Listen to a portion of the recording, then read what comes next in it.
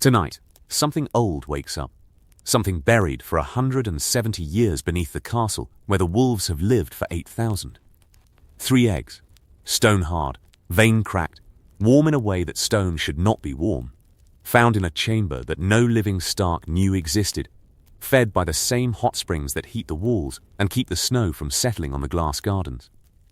Found by a stonemason who was repairing a collapsed passage in the lower crypts, and who broke through a wall that should not have had anything behind it, and found something behind it that should not have existed. Dragon eggs. In Winterfell, where the wolves sleep and the old gods watch, and the Stark words have never been about fire.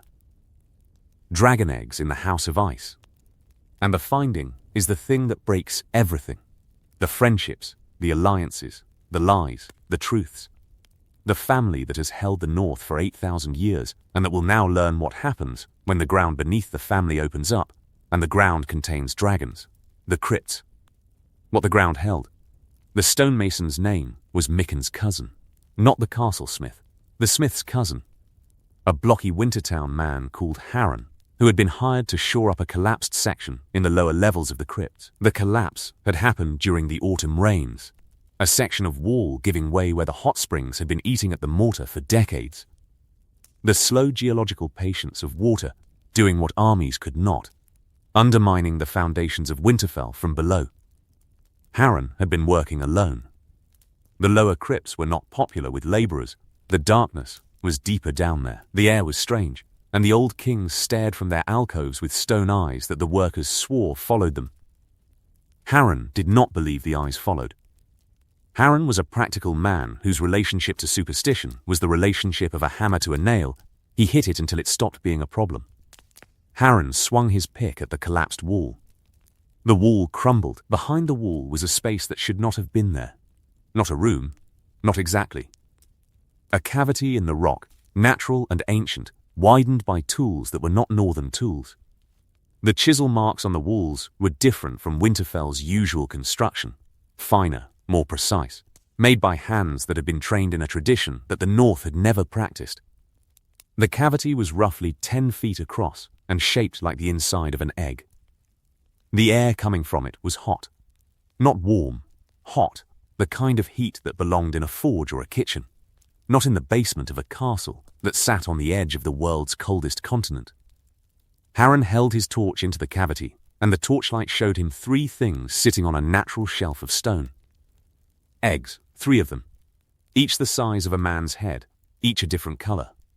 One the deep green of summer moss on granite, veined with copper. One a pale cream streaked with gold, like butter melted in a pan. One dark, almost black, with red veins running through it like blood through marble. The eggs were sitting on the stone shelf as if someone had placed them there with care.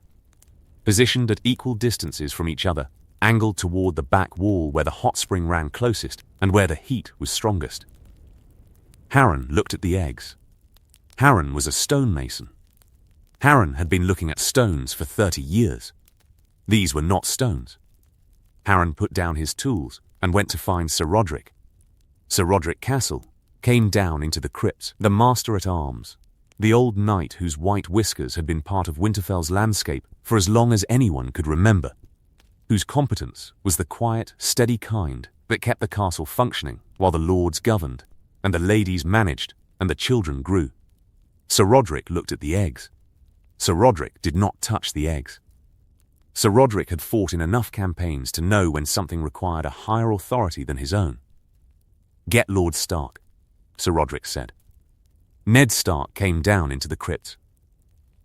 The Lord of Winterfell, the Warden of the North, the man whose family had ruled from this castle since the Age of Heroes.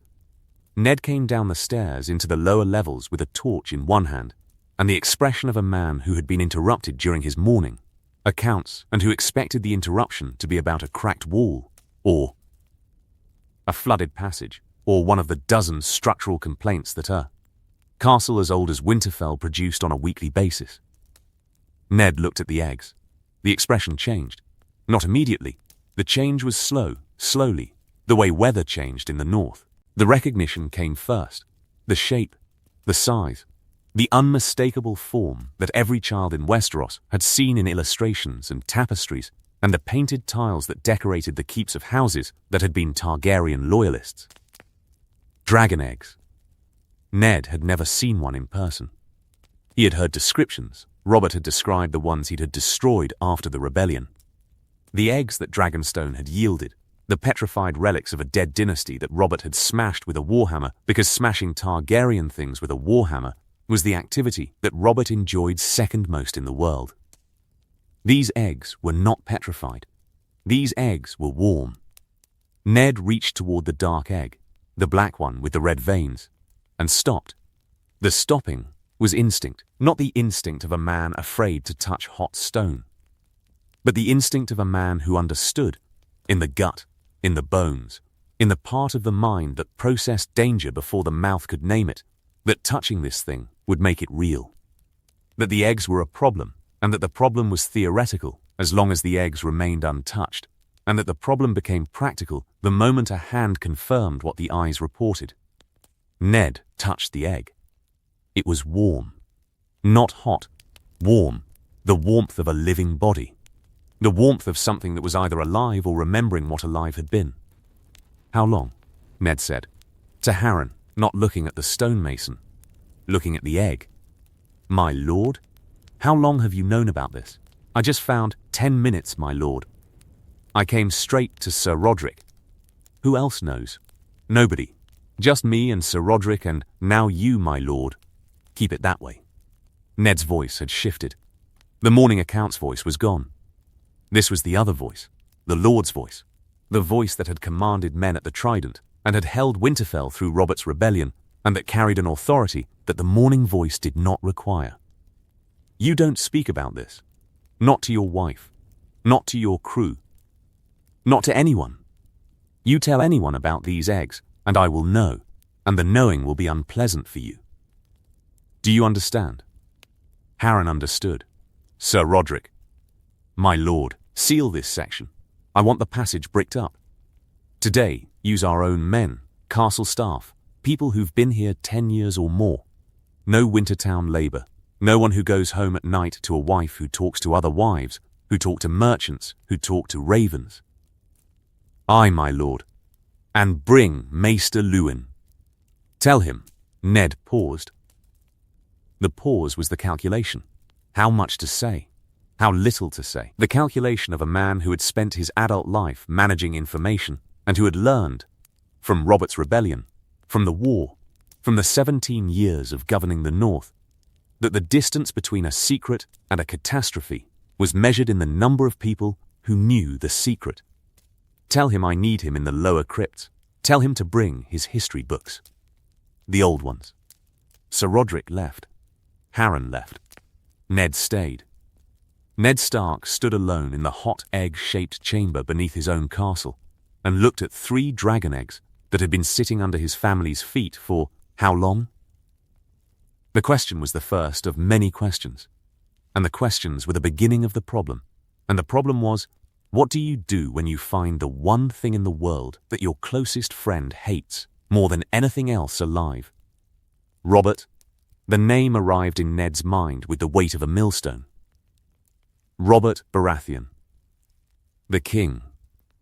The friend. The man who had killed Rhaegar Targaryen on the Trident, and who had built his throne on the corpses of the Dragon Dynasty, and who hated with the volcanic, personal, bottomless hatred that only Robert could sustain. Everything Targaryen. Every coin, every banner, every relic, every egg. Robert was coming north. The Raven had arrived 3 days ago. Robert was riding for Winterfell with the Queen and the court, coming to see his old friend, coming to ask Ned to be Hand of the King, now that Jon Arryn was dead. Robert was coming north, and Robert was going to sleep in the castle that sat on top of 3 dragon eggs that were warm and that were not supposed to exist, and that would, if Robert ever discovered them, produce in the king a rage that would make the rebellion look like a disagreement over dinner. Gods, Ned said. In the chamber. To the eggs. To the hot springs that had kept them warm for however long they had been here. To the dead Stark kings who lined the crypts above, and whose stone eyes looked down at the Lord who was about to carry a secret that was heavier than the North. The eggs sat on their shelf. The eggs did not answer. The eggs were warm and patient and old, and they had been waiting. For what? Ned did not know. But the waiting was over. The family. What the wolves said. Ned told Catelyn first. He told her in their chambers after the children had gone to their lessons, with the door barred and the windows shuttered and the fire burning low. Catelyn listened. Catelyn's listening was the Tully listening, the kind that absorbed information the way a river absorbed rain, taking it in and processing it, and letting the current of the mind carry the information to the place where the information became a conclusion. Dragon eggs, Catelyn said. 3. Under the crypts. Under the crypts. In a chamber that nobody knew existed. Heated by the hot springs. Heated, you mean. They're warm, Cat. They're not petrified. They're warm. Catelyn's face did something complicated. The complication was the collision of several reactions arriving at the same time. Fear, curiosity, calculation, and the Tully instinct for political consequence that Catelyn had inherited from Hoster, along with her auburn hair and her talent for managing impossible situations. Robert, Catelyn said. Robert, he's coming here. He's coming here, in a fortnight, if the raven was accurate. And you, Ned, you cannot hide 3 dragon eggs from the king of the 7 kingdoms while he's sleeping under your roof. The man empties a wine barrel every evening and wanders into every corridor in the castle looking for the privy. He'll stumble into the crypts by accident if we don't. I've sealed the passage. Bricked it up. There's no way down to that chamber without breaking through the wall. Bricked it up. With workmen. Castle men. Men I trust. You trust. Ned, Catelyn's voice carried the emphasis that Catelyn used when she was about to say something that Ned would not enjoy hearing. You trusted Jon Arryn, and Jon Arryn is dead. You trusted Benjen, and Benjen is at the wall and can't help us. You trust Robert, and Robert would burn Winterfell to the foundations if he knew what was under it. Trust is a word that keeps getting smaller. What would you have me do? Destroy them. They're stone, Cat. I can't smash them with a hammer. Robert tried that with the dragonstone eggs. It took 3 men with sledgehammers to crack a single petrified egg. These aren't petrified. I don't know what these are. Then, bury them. Deeper. Collapse the tunnel. Put 1,000 tons of rock between the eggs and anyone who might find them. And when the hot springs shift, when the water finds a new path and opens a new passage, when some future Stark sends workers down to repair the crypts, and the workers find exactly what Harren found, then it's a future Stark's problem. It's my problem now. The volume surprised both of them. Ned did not raise his voice to Catelyn. The raising was the measure of the pressure of the secret, the pressure of Robert's approach, the pressure of sitting on dragon eggs like a hen that did not want the chicks to hatch. I'm sorry, Ned said. Lower. Don't apologize. You're right to be frightened. I'm frightened. The difference is I'm frightened and thinking, and you're frightened and honorable, and the honorable part is the part that worries me. Meaning you'll want to tell Robert. Because you're Ned Stark, and Ned Stark doesn't keep secrets from his king and his friend. You'll want to bring Robert down to the crypt and show him the eggs and let Robert decide what to do, because that's what honor demands. And Robert will decide to destroy them, or to punish us for having them, or to tear Winterfell apart stone by stone looking for more. And honor will have destroyed this family. The silence was the silence of a man hearing the truth he'd been trying not to think. Catelyn was right. The honorable thing, the Ned Stark thing, was to tell Robert. And telling Robert was the thing that would ruin everything. The thing that would put his children in danger, his house under suspicion, his castle under the king's scrutiny. The thing that would turn a friendship into a trial. I won't tell Robert, Ned said. Catelyn looked at him. The look was surprise, real surprise. The kind that Catelyn had not expected to feel because Catelyn had expected to spend the next hour arguing Ned out of his honor and into his sense. You won't. I won't. Not because you're asking me not to. Because he sat on the edge of the bed. The sitting was the collapse, not physical, emotional, the weight of the decision arriving all at once. Because Robert won't just destroy the eggs, Cat. Robert will want to know how they got here. Robert will want to know who put them here.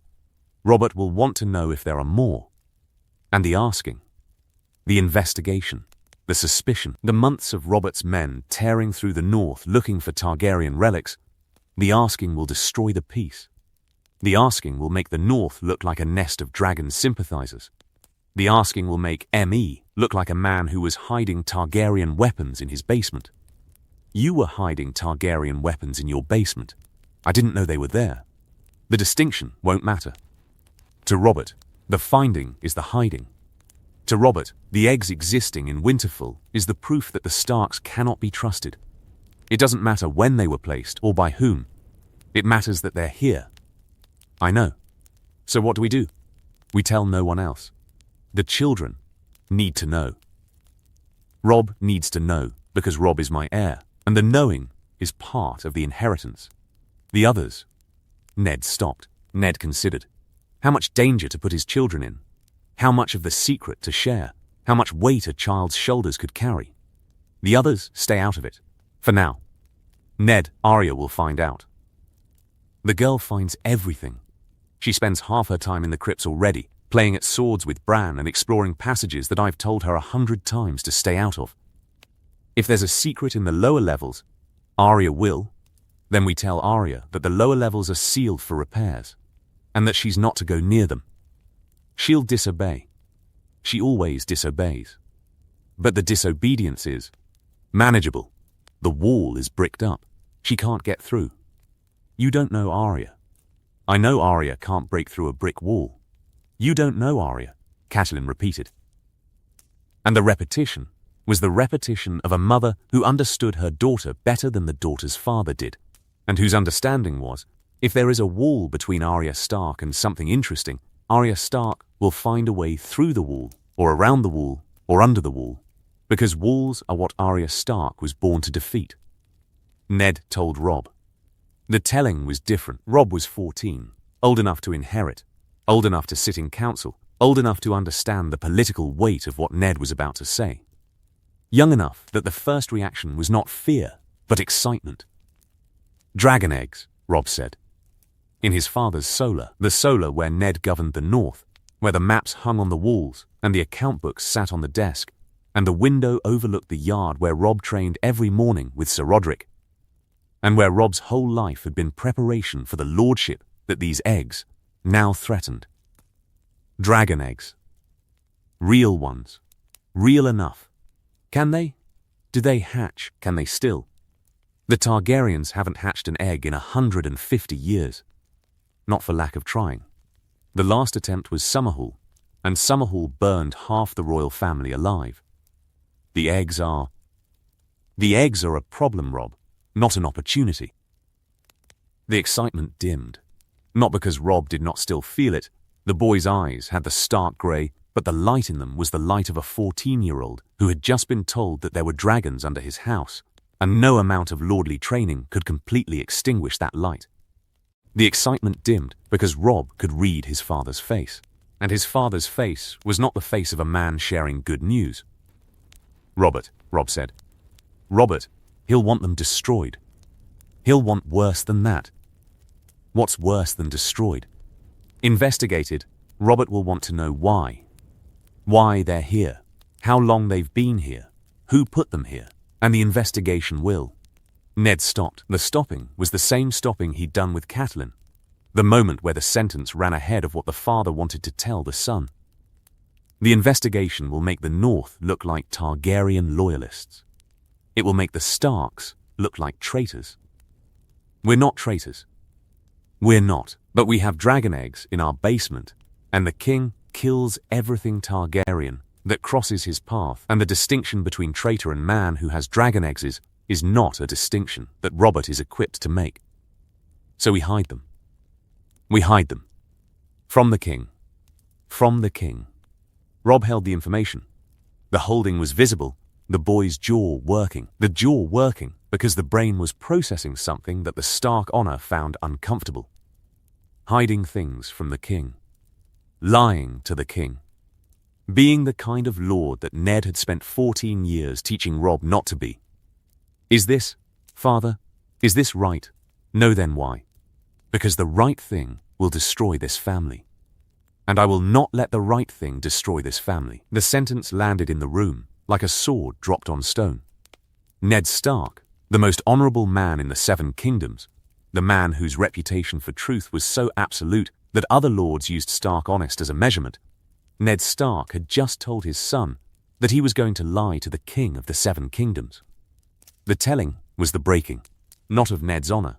The honor was still there, still the foundation. But the foundation had cracked, and through the crack came something that Ned had been carrying for 17 years, and that had its own weight and its own truth, and that complicated every other truth that Ned held. The understanding that honor without mercy was cruelty, and that the right thing and the good thing were not always the same thing, and that a man who chose honor over his children was not an honorable man, but a fool. Don't tell your mother I said that, Ned added. She already thinks it. Probably. Don't confirm it. The Maester. What the chain remembered. Maester Luwin came down to the sealed chamber with 3 books, a measuring cord, and the expression of a man who had been told something impossible and who intended to disprove it. The expression lasted until Luwin touched the first egg. Valyrian, Luwin said. Not a question. The Maester's hands, the old hands, spotted and precise, the hands that had delivered all 5 of Ned's living children and that had tended fevers and set bones and written 10,000 ravens. The hands moved over the surface of the green egg with the care of a man handling a text that was older than his order. The veining, the crystalline structure. This is, Lord Stark, these are genuine. I know they're genuine. You know they're eggs. I'm telling you they're genuine Valyrian dragon eggs. Not imitations. The free cities produce imitations. Painted stone that the merchants sell to collectors and fools. These are, Luwin leaned closer. The torch cast his shadow huge against the chamber wall. These are warm. I noticed. They should not be warm. Dragon eggs petrify when they are separated from dragonfire for extended periods. The Targaryen eggs at Dragonstone were stone. Cold, dead stone. The eggs at Summerhall were stone. Every dragon egg recovered since the last dragon died in 153 Ak has been stone. These, Luwin pressed his palm flat against the black egg. These have been kept alive. By the hot springs. By the hot springs. Yes, the geothermal activity beneath Winterfell, my lord. There are those in the Citadel who believe that Winterfell was built where it was built because of the springs. Not for the heating, though the heating was useful. For something older. Brandon the Builder, the legends say Brandon the Builder raised Winterfell with the help of giants and the children of the forest. What the legends do not say, because the legends were composed after the Targaryens conquered and the Targaryens preferred certain versions of history to others, is that the children of the forest knew about dragonfire. The children knew about the fire beneath the earth. The children knew that certain places, certain volcanic faults, certain hot springs, certain points where the planet's heat reached close to the surface could sustain things that required heat to survive. You're telling me Brandon the Builder built Winterfell on a dragon nest. I'm telling you that the geology beneath this castle is unique in the north. And I'm telling you that someone, not Brandon the Builder, someone much more recent, placed these eggs here because someone understood that the springs would keep them viable. Who? Luwin opened the first book. The book was old. Not Citadel old, Winterfell old. The leather cover was cracked. The pages were vellum. And the writing was in 2 languages. The common tongue and something older. Something that Luwin had to squint at and that he translated with the hesitation of a man working in a language he'd studied but never heard spoken. The Pact of Ice and Fire, Luwin said.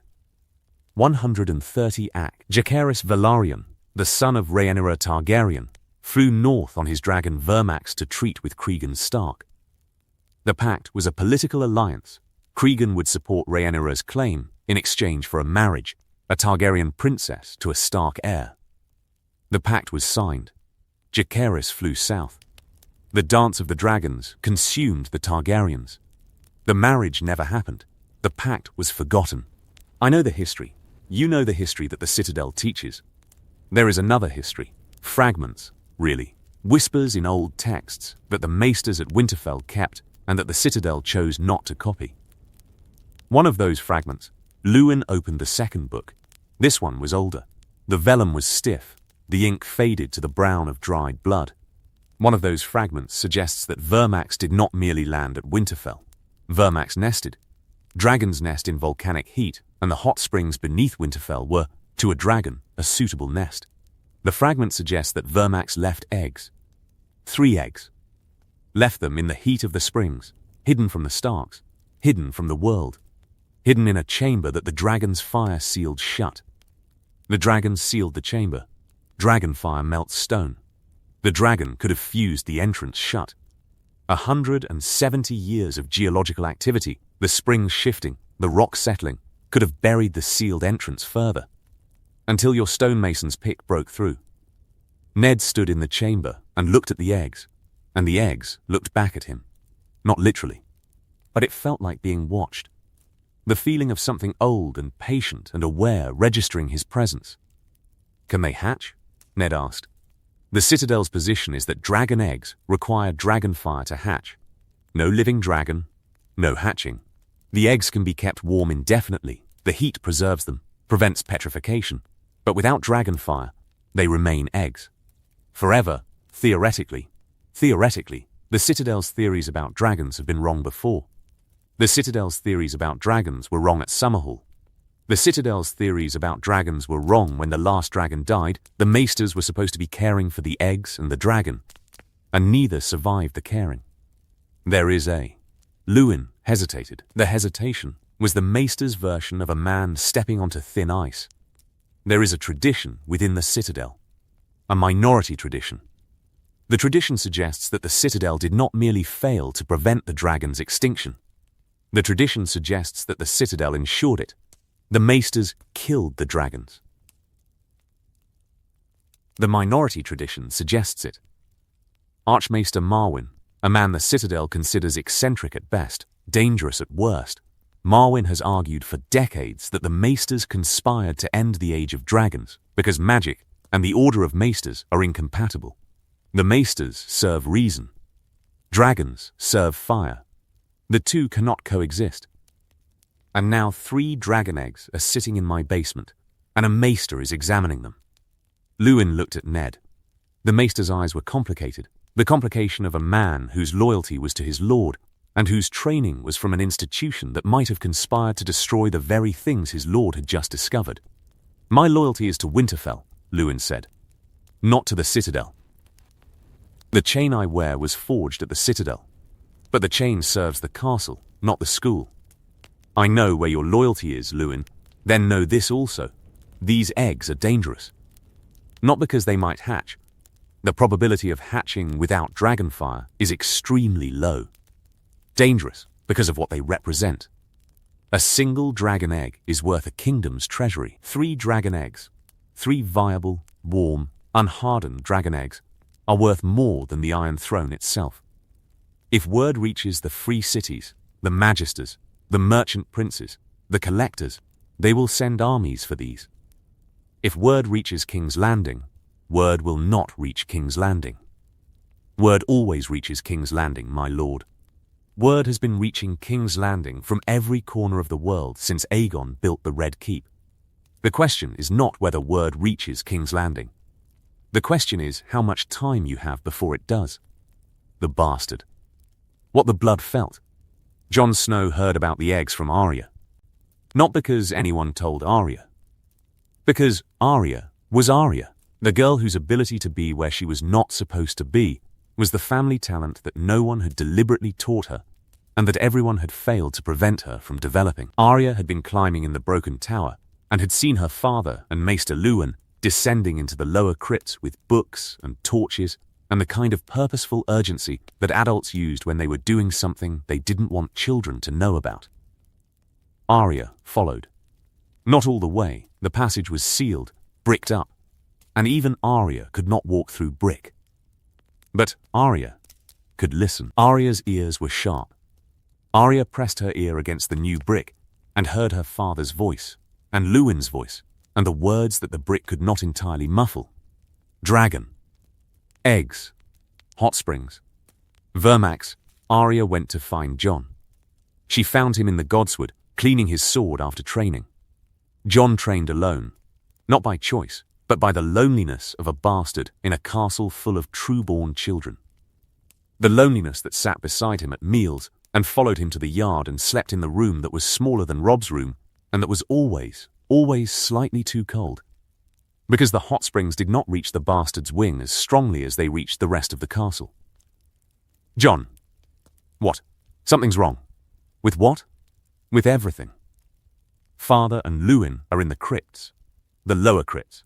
They sealed off a whole section, bricked it up, won't let anyone down there. I listened through the wall. You listened through a wall.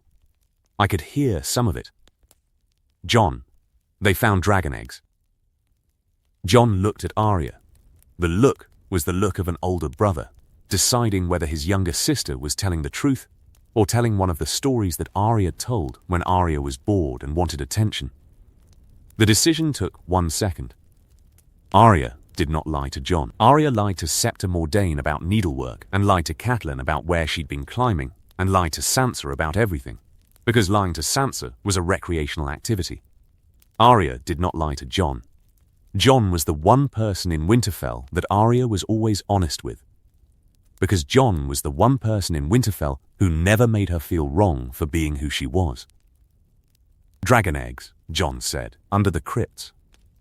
I heard Father talking about something called Vermax, and hot springs, and something about the eggs being warm. Warm, that's what he said. Jon, I want to see them. Arya, I want to see them. Arya, if Father sealed the passage, he sealed it for a reason. You can't just, I know another way down. Jon closed his eyes. The closing was the resignation of a brother who had spent 11 years living with Arya Stark and who had learned, through those 11 years, that the phrase I know another way was Arya's most dangerous sentence. The phrase preceded every bruise, every torn dress, every midnight adventure that ended with Arya covered in dirt and grinning, and Septa Mordane having a seizure of propriety. What other way? The old well. In the east yard. It's dry, hasn't had water in years. But it goes down. Deep. Bran found it last year, climbed down and said it connects to tunnels that connect to the lower crypts. Bran climbed down a dry well. Bran climbs everything. Bran is 7. Bran is 7, and he climbed down a dry well and found tunnels. The tunnels go past the sealed section. I can get through from the other side. You're not going down a dry well. I'm going down a dry well, with or without you. I'm telling you, because I want you to come. Why me? Arya's face did something that Arya's face rarely did. The fierceness softened. Not entirely.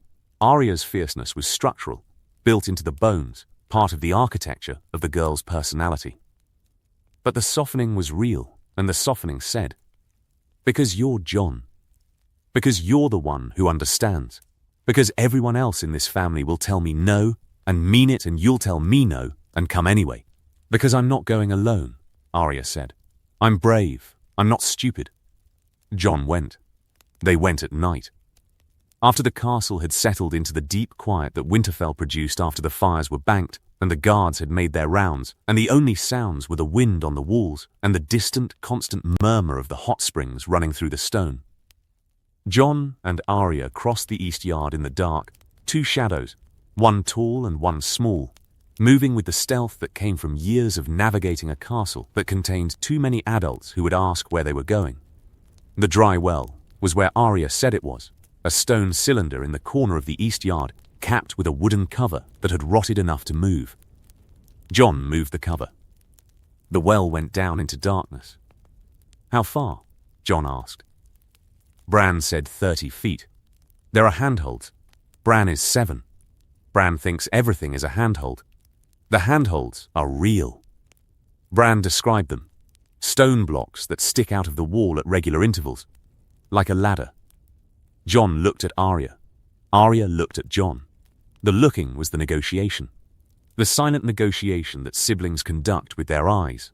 The negotiation that said, "Are we really doing this?" And the answer, in both sets of stark grey eyes, was, "Yes. We are really doing this." Jon went first. The well was narrow and dark and smelled like wet stone and the mineral tang of the hot springs, the tang that every room in Winterfell carried, but that was stronger here. Closer to the source. The handholds were real. Jon descended. Arya descended above him. 30 feet of darkness, the stone cold against his hands and the air getting warmer as they went down. The well opened into a tunnel. Not a built tunnel, a natural passage, widened and smoothed in places by tools, but fundamentally a crack in the Earth's geology that the hot springs had carved over millennia. The passage was warm. The air was damp. The ceiling was low enough that Jon had to crouch and Arya could walk upright, which Arya noted with the satisfaction of someone who had finally found an environment where being small was the advantage. They followed the passage. The passage twisted and branched, and Jon marked the turns with scratches on the stone. The passage opened into the chamber. Jon saw the eggs, the torchlight. Jon had brought a small torch, wrapped in oilcloth to keep it from burning on the way down. The torchlight hit the eggs, and the eggs caught the light and threw it back in colors that the darkness had been hiding. The green egg glowed. The cream egg shimmered. The black egg with the red veins. The black egg seemed to absorb the light and return something darker. Something that was not reflection, but radiance, as if the egg had its own light source somewhere deep inside the shell. Jon stared. Arya stared. "They're real," Arya whispered. Not a whisper of fear, a whisper of awe, the whisper of a child standing in front of something that the stories had described, and that the stories had gotten completely wrong because the stories had not mentioned the heat, the smell, the feeling of standing in the presence of something ancient that was not dead, but sleeping. "Don't touch them," Jon said. "I'm going to touch them." "Arya, I'm going to touch them, and you can't stop me, because you want to touch them too." She was right. Jon wanted to touch them. The wanting was strange, not the wanting of curiosity, not the wanting of greed. A different wanting. A pull, a gravity. The eggs were pulling at something inside Jon that Jon did not have a name for, and that Jon had never felt before, and that Jon would, in the years to come, learn to call by its proper name. Blood. The blood remembering what the mind did not know. The blood recognizing what the eyes could not identify. The Targaryen blood that ran in Jon Snow's veins, the blood of Lyanna Stark and Rhaegar Targaryen, the blood that Ned had hidden for 14 years, the blood that was the secret beneath the secret, the truth beneath the lie. The blood felt the eggs, and the blood responded. Jon touched the black egg. The egg was hot under his hand. Not warm. Hot. Hotter than it had been when Ned had touched it. Hotter than it had been when Lewin had examined it. Hot because Jon's blood was the key, and the egg was the lock, and the touch turned it. Something inside the egg moved. Not a sound, a vibration. A pulse. The feeling of something shifting inside the shell. Something that had been still for 170 years, and that was, under the touch of a hand that carried dragon blood, beginning to remember what motion was. Jon pulled his hand away. Fast, the pulling was reflex, the body's response to the understanding that something impossible was happening, and that the impossible was happening because of him, and that the happening was not something he could control or predict or understand. "What was that?" Arya said. "Nothing. That wasn't nothing." The egg moved. "Jon, I saw the egg move. We need to go. We need to..." "Jon." The egg moved. "There's something inside it. We need to go now." They went. Back through the tunnel, up the well, out into the cold night air of Winterfell's east yard. Jon replaced the well cover. Jon looked at Arya, and Arya looked at Jon, and the looking was different now. Different from the looking at the bottom of the well. Different from the looking before the descent. The looking was the looking of two people who had seen something that changed the shape of the world, and who could not tell anyone what they had seen because the telling would destroy the family that they loved. "Don't tell anyone," Jon said. "I won't. Arya, I mean it. Not Sansa, not Bran, not Robb, not anyone. I won't." "Jon," Arya stopped. The fierceness was back, but the fierceness was carrying something new, something that the fierceness had not carried before the well. The egg moved when you touched it. Not when I touched it. When you touched it. Why? I don't know. Why would a dragon egg move when a Stark touches it?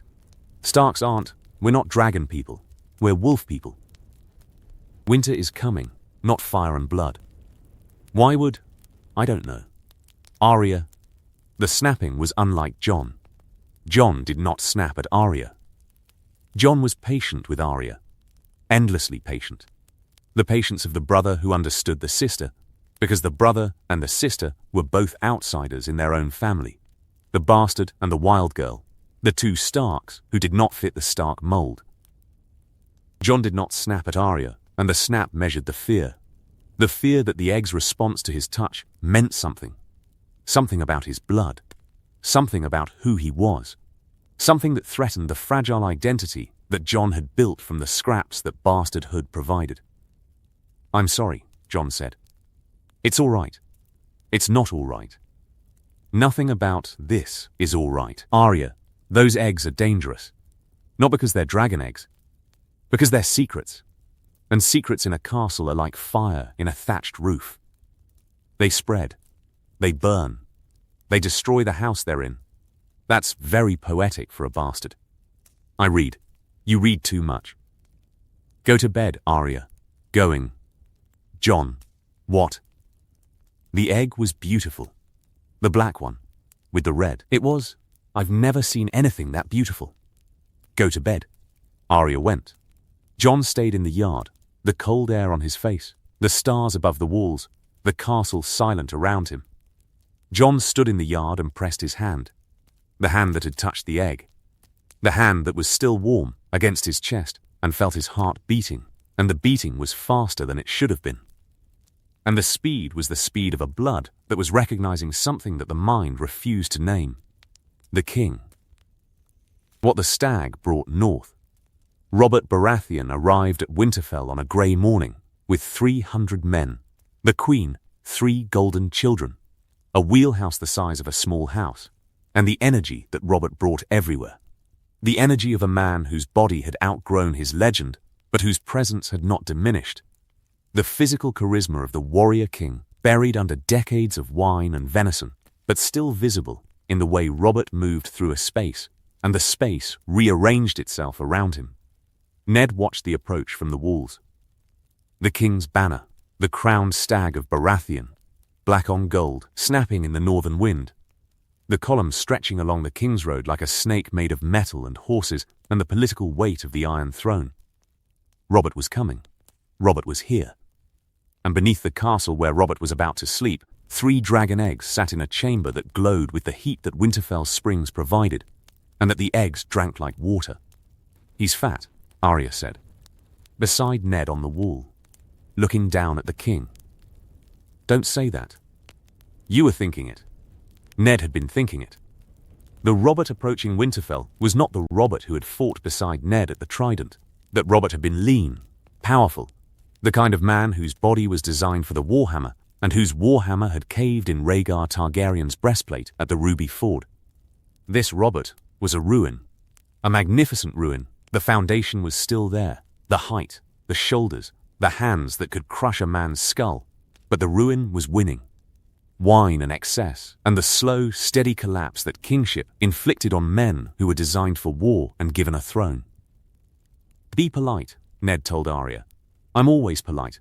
You're never polite. Today, be the exception." The king entered Winterfell. The ceremony was the ceremony. The bending of the knee, the formal greeting, the presentation of the household, the rituals that protocol required, and that Robert endured with the impatience of a man who considered ceremony a waste of good drinking time. Robert looked at Ned. Ned looked at Robert. The looking was the looking of 2 men who had been brothers in everything except blood, and who had not seen each other in 9 years, and who were, in the looking, measuring the distance that time had created. "You got old," Robert said. "You got fat." The insult was the friendship, the permission to insult being the proof of the bond that had survived the rebellion and Jon Arryn's death, and 9 years of distance, and that was being tested, right now, by 3 objects beneath the ground that Robert could not know about, and that Ned could not forget. Robert embraced Ned. The embrace was Robert. Huge, physical. The embrace of a man who expressed affection through force, because force was the only emotional vocabulary that Robert trusted. The embrace was also the cover that Ned used to hide the expression that the embrace produced, the expression of guilt, the guilt of a man lying to his best friend about what his best friend feared most. "Take me to the crypts," Robert said. "I want to pay my respects to Lyanna." The crypts. The words hit Ned with the force of a physical blow. Not visible. Ned was too practiced in the stark discipline of the face, the northern discipline that kept the expression still while the mind screamed. But the blow was real. The crypts. Robert wanted to go to the crypts. The upper crypts. Lyanna's tomb was in the upper levels, far from the sealed chamber, far from the eggs. But the crypts. The word itself was dangerous. The word connected 2 realities that Ned needed to keep separate: the reality of Robert's visit and the reality of the eggs. "Of course," Ned said. They went down. The crypts were cold and dark and full of the dead Starks, whose stone likenesses lined the passages like a gallery of northern history. The direwolves at their feet, the iron swords across their laps, the kings and lords and wardens who had governed the north since the Age of Heroes, and who now watched, with stone eyes, as the living walked among them. Robert stood before Lyanna's statue. The statue was the best that the sculptor could manage, the stone likeness of a woman who had been beautiful in a way that stone could suggest but could not capture. Robert looked at the statue, and Robert's face did the thing that Robert's face always did when Robert looked at Lyanna: the collapse. The collapse of the king into the boy, the collapse of the ruler into the lover, the collapse of everything that Robert had built since the rebellion into the hole that Lyanna's death had created, and that Robert had been filling with wine and women and war and rage, and that was still, after 17 years, not full. "She should be out in the light," Robert said. "Not down here in the dark with these." He gestured at the dead Starks. "She shouldn't be down here. She's a Stark. This is where the Starks rest. She was supposed to be a Baratheon." The sentence was the wound that had never healed, the wound that the rebellion had been fought over, and that the rebellion's victory had not closed, because the victory had come too late. Lyanna was dead. Lyanna was dead before Robert's war could bring her back, and the deadness was what Robert could not accept, and could not change, and could not stop carrying. Ned stood beside Robert and looked at Lyanna's statue and thought about the eggs beneath them, deeper than the statue, deeper than the king's, deeper than the roots of the castle itself. The eggs that were warm with the fire that the Targaryens had carried in their blood. The eggs that connected to Lyanna in a way that Robert could never know. Because Lyanna's son had touched one of those eggs last night, and the egg had moved. "I've been thinking about Jon Arryn," Robert said, pulling himself away from Lyanna.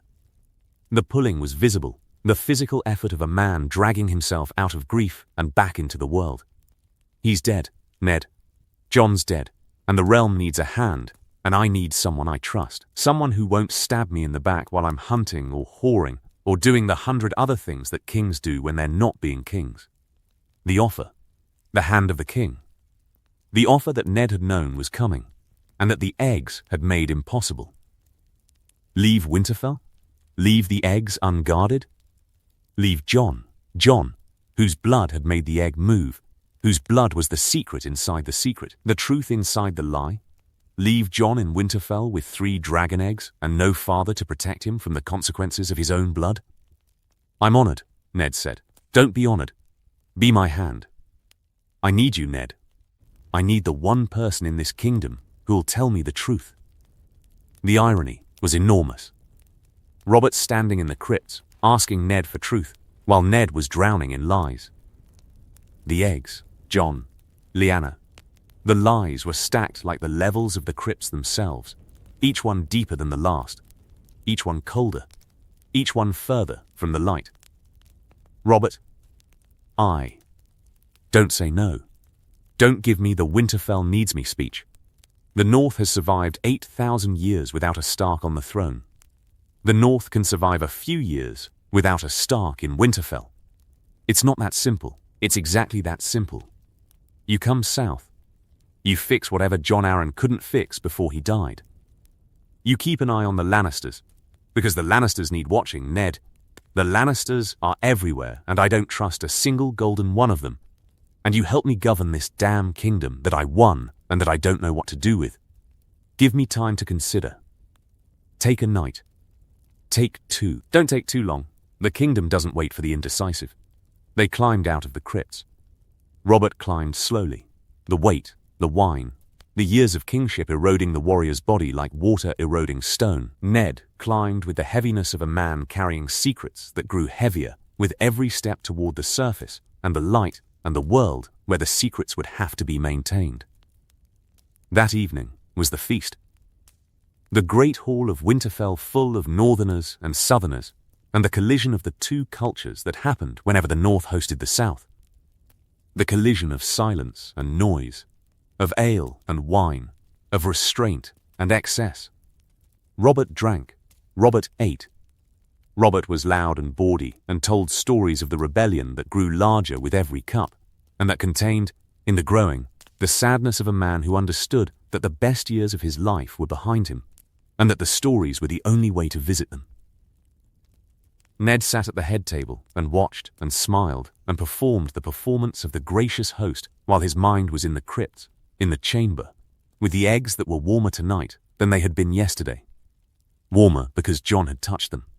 Warmer because the blood had spoken. Warmer because the hot springs were doing what the hot springs had been doing for 170 years, keeping the fire alive, keeping the potential alive, keeping the dragon's inheritance from turning to stone. "You're distracted," Catelyn said, at the table. Low enough that Robert, 3 seats away and occupied with a leg of mutton, could not hear. "I'm thinking. You're thinking about the eggs. I'm thinking about Robert asking me to be hand." He asked. And the eggs make that. The eggs make that impossible. I can't go south and leave those things unguarded. I can't go south and leave Jon. Ned stopped. The stopping was sharp. The stopping was the wall that Ned maintained between the truths he told Catelyn and the truths he did not tell Catelyn and the truths that the stopping protected. Leave Jon what? Leave Jon responsible. He's young, and the eggs are. He shouldn't be near them. Nobody should be near them. That's why you sealed the passage. The passage stays sealed. But Catelyn, if I go south with Robert, who watches the eggs? Robb is 14. Lewin is a maester with a maester's loyalties. Sir Roderick is reliable, but he's a soldier, not a politician. If someone finds out, then refuse. Tell Robert no. I can't tell Robert no without a reason, and I can't give Robert a reason without telling him the truth, and I can't tell him the truth without Robert tearing Winterfell apart. The feast continued around them. The noise and the light and the laughter of people who did not know what sat beneath the floor they were celebrating on. The feast was the surface. The eggs were the depth. And Ned Stark sat between the two and felt the weight of both. The noise. What walls could not contain. The secret lasted 6 days. 6 days, the length of a king's visit measured in the currency of secrecy. The currency that depreciated with every hour that passed, and every mouth that opened, and every servant who noticed the sealed passage, and wondered, and whispered, and did the thing that servants did in every castle, in every kingdom, in every age. Talked. The stonemason talked. Not Harren. Harren had been frightened sufficiently by Ned's threat, and Harren kept his mouth sealed with the same mortar he'd used to seal the passage. One of Harren's crew talked, a bricklayer named Will, a Wintertown man whose wife's sister was married to a man who sold furs to a merchant who traded with White Harbor. Will mentioned to his wife that Lord Stark had ordered a section of the crypts bricked up in a hurry and that the Lord had been strange about it. Insistent, secretive, the kind of strange that lords got when the lords had something to hide. Will's wife mentioned it to her sister. The sister mentioned it to her husband. The husband mentioned it to the fur merchant. The fur merchant, who traded information as readily as pelts, mentioned it to a contact in White Harbour who worked for a lord whose maester maintained a correspondence with a colleague in Old Town.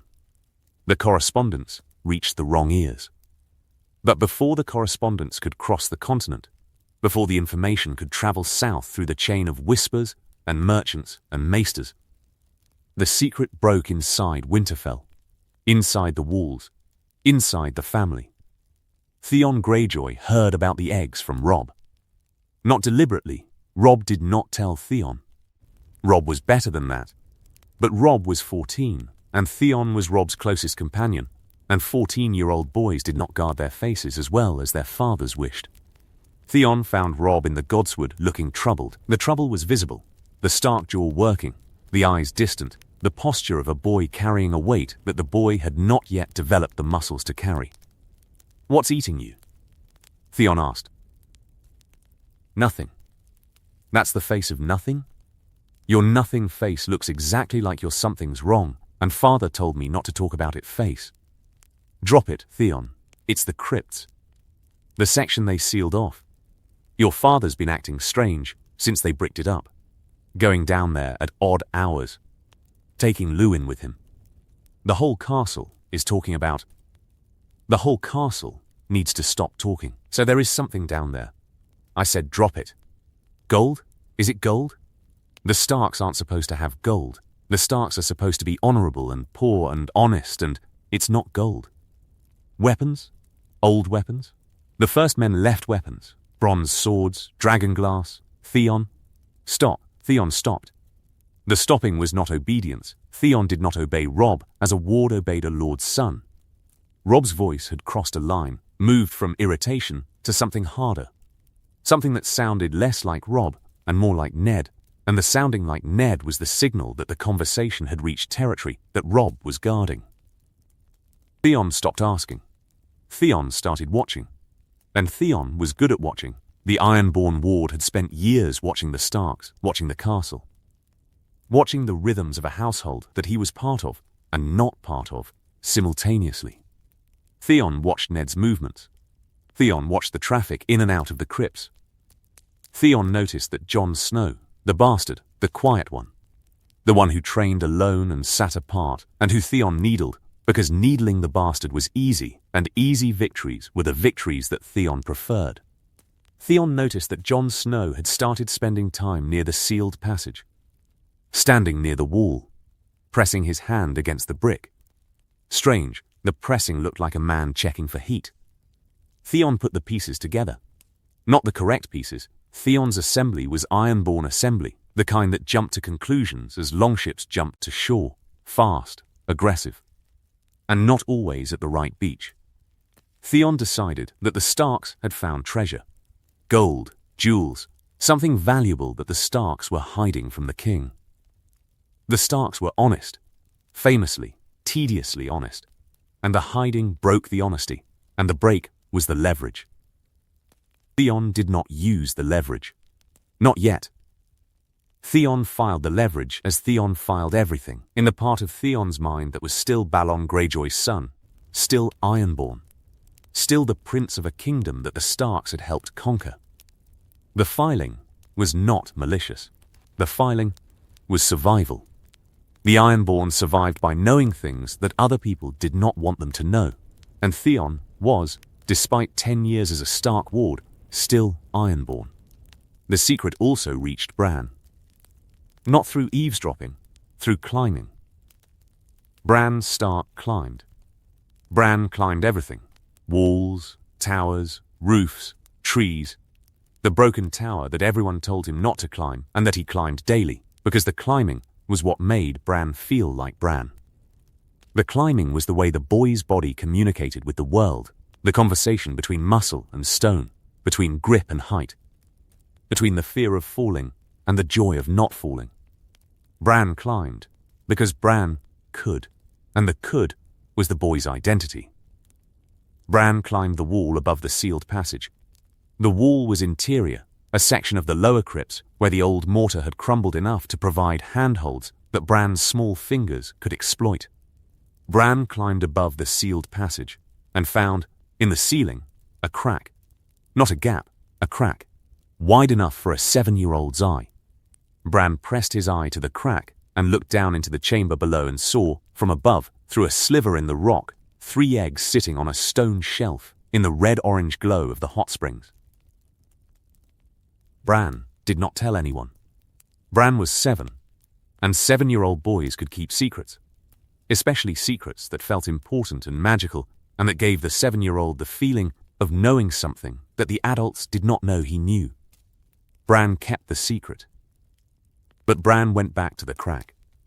Every day, Bran climbed to the crack and looked at the eggs.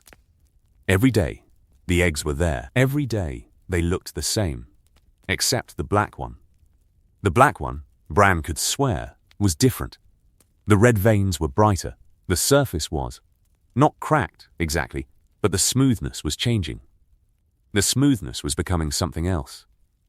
Something that looked, to Bran's 7-year-old eye, like the surface of an egg that was getting ready to open. Bran did not understand what he was seeing. Bran understood that it was important. And Bran, who would one day see everything that had ever happened, and everything that was happening, and some of what would happen, was, at 7, seeing the first of the impossible things that his life would contain. The secret lasted 6 days. On the 7th day, the king found out. The discovery, what the king's rage sounded like. Jaime Lannister found the eggs. Not because Jaime was looking for them. Jaime Lannister did not look for things. Jaime Lannister looked at things, and the things he looked at were rarely worth the looking. And the rarely worth the looking was the condition that Jaime's beauty and Jaime's boredom had produced together over 32 years of being the most handsome and the most wasted man in the 7 kingdoms. Jaime found the eggs because Jaime was bored and Winterfell was cold, and Jaime had been wandering the castle as Jaime wandered every castle, with the aimless exploration of a man who had guarded the inside of the Red Keep for too long, and who examined new spaces with the automatic tactical assessment that the Kingsguard training had installed. Jaime was evaluating Winterfell's defenses when Jaime wandered into the lower levels and found the sealed passage. The sealed passage interested Jaime. Not because sealed passages were unusual. Every old castle had sealed passages, collapsed tunnels, bricked up sections where the architecture had failed. The sealed passage interested Jaime because the brickwork was new. Fresh mortar. Recent construction. Someone had sealed this passage within the last fortnight. Jaime was a Kingsguard. The Kingsguard protected the king. The king was sleeping in this castle. A sealed passage, sealed recently, sealed in a hurry, in the castle where the king slept was the kind of thing that the Kingsguard was supposed to investigate. Jaime investigated by finding a side passage. The lower crypts were a maze, tunnels branching from tunnels, passages connecting to passages, the geological complexity of a castle built on hot springs and 8,000 years of construction and reconstruction, and the gradual, continuous reshaping of the underground by water and heat and time. Jaime found a passage that circumvented the sealed section. The passage was narrow, but the passage connected to the chamber. Jaime saw the eggs. Jaime Lannister had seen dragon eggs before. The eggs at Dragonstone, before Robert had them destroyed. The painted eggs in the Red Keep's treasury, the fakes that the Lyseni merchants sold. Jaime had never seen eggs like these. Warm, vivid, radiating the heat that the springs fed them. Jaime looked at the eggs, and Jaime made the assessment that Jaime always made, which was the tactical assessment. And the tactical assessment was, these are a weapon. These are a weapon that is sitting in the basement of the castle, where the king is sleeping. The king needs to know. Jaime told Robert. He told Robert in the Lord's chambers, Ned's chambers, the chambers that Ned had given Robert for the duration of the visit, because giving the king the best chambers was the protocol, and because the protocol was the mask that covered the lie. Jaime told Robert, and the telling was simple. 3 words. Dragon eggs, your grace. Robert's face did the thing that Robert's face did when the word dragon was spoken. The collapse happened in reverse, not the collapse into grief that Lyanna's name produced, but the collapse into rage. The building, the inflation, the face reddening, the eyes narrowing, the body tensing with the physical preparation that Robert's body still performed when Robert's body anticipated violence. Even though Robert's body had not been capable of effective violence for a decade. Where, beneath the castle? In the crypts. In a sealed chamber, recently sealed. Lord Stark bricked up the passage. Stark knew. The brickwork is fresh. Days old. He knew, your grace. Robert stood. Robert erupted from the chair, the king rising from the chair with the force that the chair creaked under. The force that said the chair was not designed for a man who was 6.5 feet tall and who weighed more than any two of his knights, and who was, at this moment, vibrating with a fury that the room was not large enough to contain. Robert found Ned in the godswood. The godswood was Ned's sanctuary, the heart tree, the weirwood with the carved face, the place where the old gods watched and where Ned prayed. Ned was cleaning ice, the Valyrian steel greatsword, the family weapon, the blade that required the maintenance that Valyrian steel demanded and that Ned performed himself, because the cleaning was meditation, and meditation kept Ned's mind in order. Robert entered the godswood with the subtlety of a siege tower. Dragon eggs. Ned looked up. The looking up was the moment where the secret died and the consequence was born. Ned's face registered the information. Robert knows. The registration was fast, and the registration produced the Stark face, still, composed, the northern mask that held the expression in place while the mind behind it raced.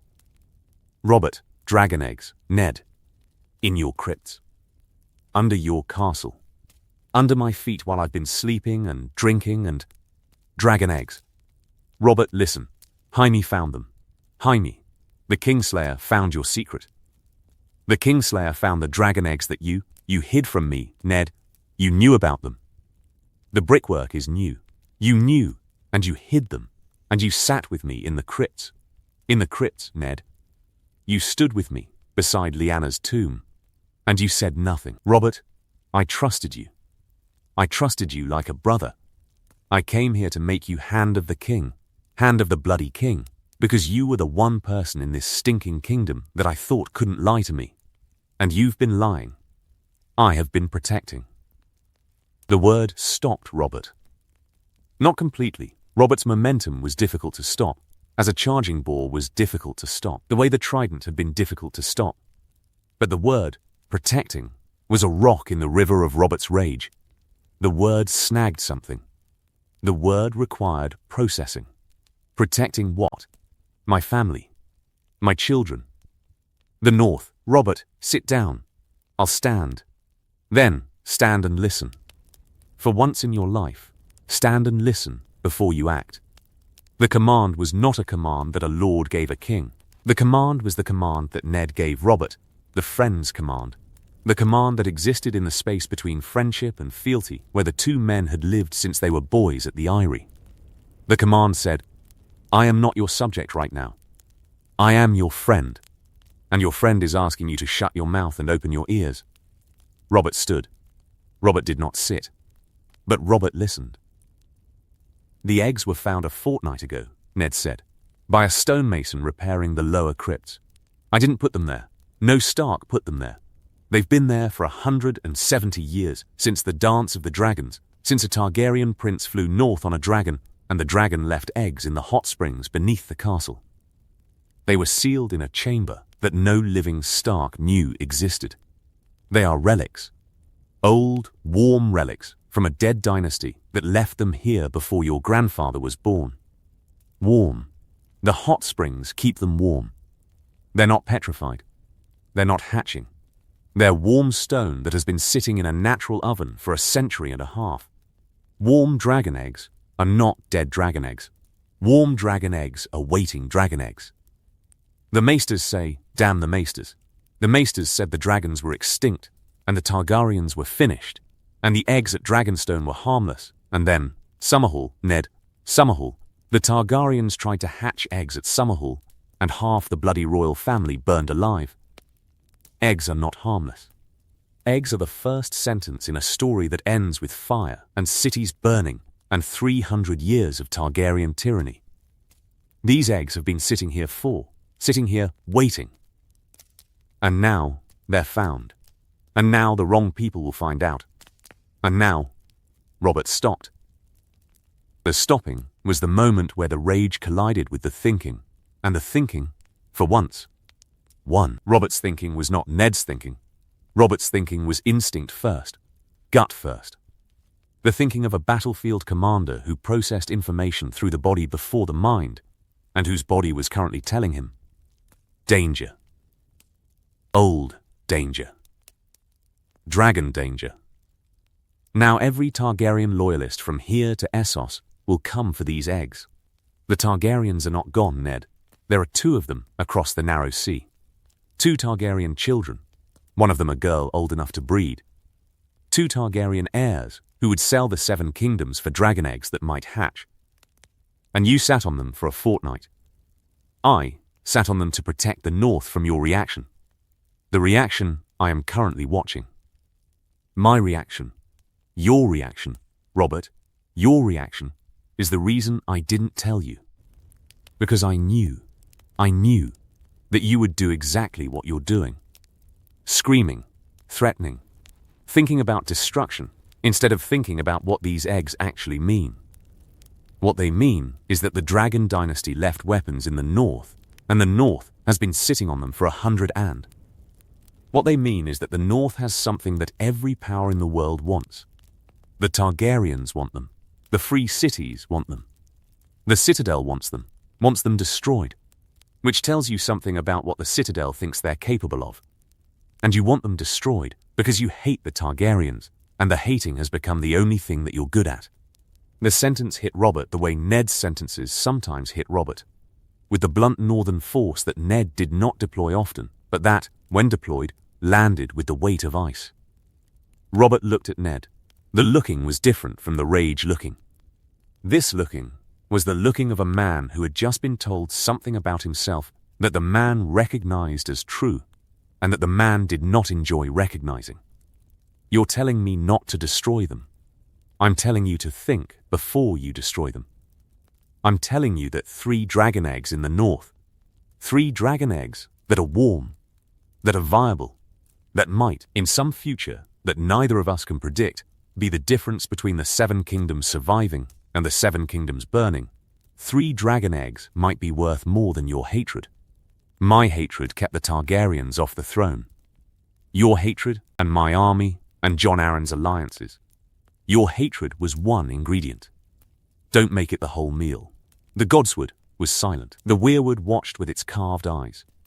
The hot springs murmured beneath them. The springs that fed the eggs, that kept the fire alive, that connected the Starks to the Targaryens through geology and history, and the irony that the most anti-dragon family in Westeros was sitting on the last viable dragon eggs in the world. I want to see them, Robert said. Flat. The rage was still there. The rage was always there. The rage was Robert's resting state. But the flat was the control. The king remembering that he was a king, and that kings did not scream in godswoods while their hosts watched. Robert, I want to see them. Ned, take me to them. Now, Ned took Robert to them. The chamber. What the king saw. They went down together. Ned and Robert and Jaime Lannister and 2 Baratheon guards and Sir Roderick and Maester Luwin. 7 men descending into the crypt, past the dead kings, past Lyanna's statue, past the section that Ned had sealed and that Ned now ordered Sir Roderick to unseal, the mortar broken and the bricks pulled out to reveal the passage that led to the chamber. The heat hit them first. The change from the crypt cold to the chamber warm was like walking into a smithy, the sudden embrace of temperature, the air thick with the mineral smell of the springs, the humidity that settled on skin and armor like a second layer. Robert saw the eggs. The king stopped. The stopping was involuntary. The body's response to the sight of 3 dragon eggs glowing on a stone shelf in the red-orange light of the geothermal heat. The eggs beautiful and terrible and alive in a way that dead things should not be alive. Robert stared at the eggs, and the stare was that of a man confronting the physical manifestation of his deepest fear. The fear that was not fear of dragons, but fear of what dragons meant. The Targaryen dynasty returning. The wheel turning backward. The war that Robert had fought being undone by eggs in a northern basement. Gods, Robert breathed. They've been here for, I don't care how long they've been here. Robert's voice was low now. Not the screaming, something worse. The low voice, the voice that Robert used in battle. The voice that preceded the Warhammer. The voice that Rhaegar Targaryen had heard at the Ruby Ford in the moment before the Warhammer caved in his chest. I care that they're here now. I care that they're warm. I care that they look like they could open. Robert reached for the black egg. Don't, Ned said. Don't. Don't touch it. I'm the king. I'll touch what I. Robert touched the egg. The egg was hot under Robert's hand. Hot, not warm. Hot, because Jon Snow had touched it 3 nights ago, and the touching had started something, and the something had been building. Robert felt the heat, and Robert pulled his hand back, and the pulling back was fear. Real fear.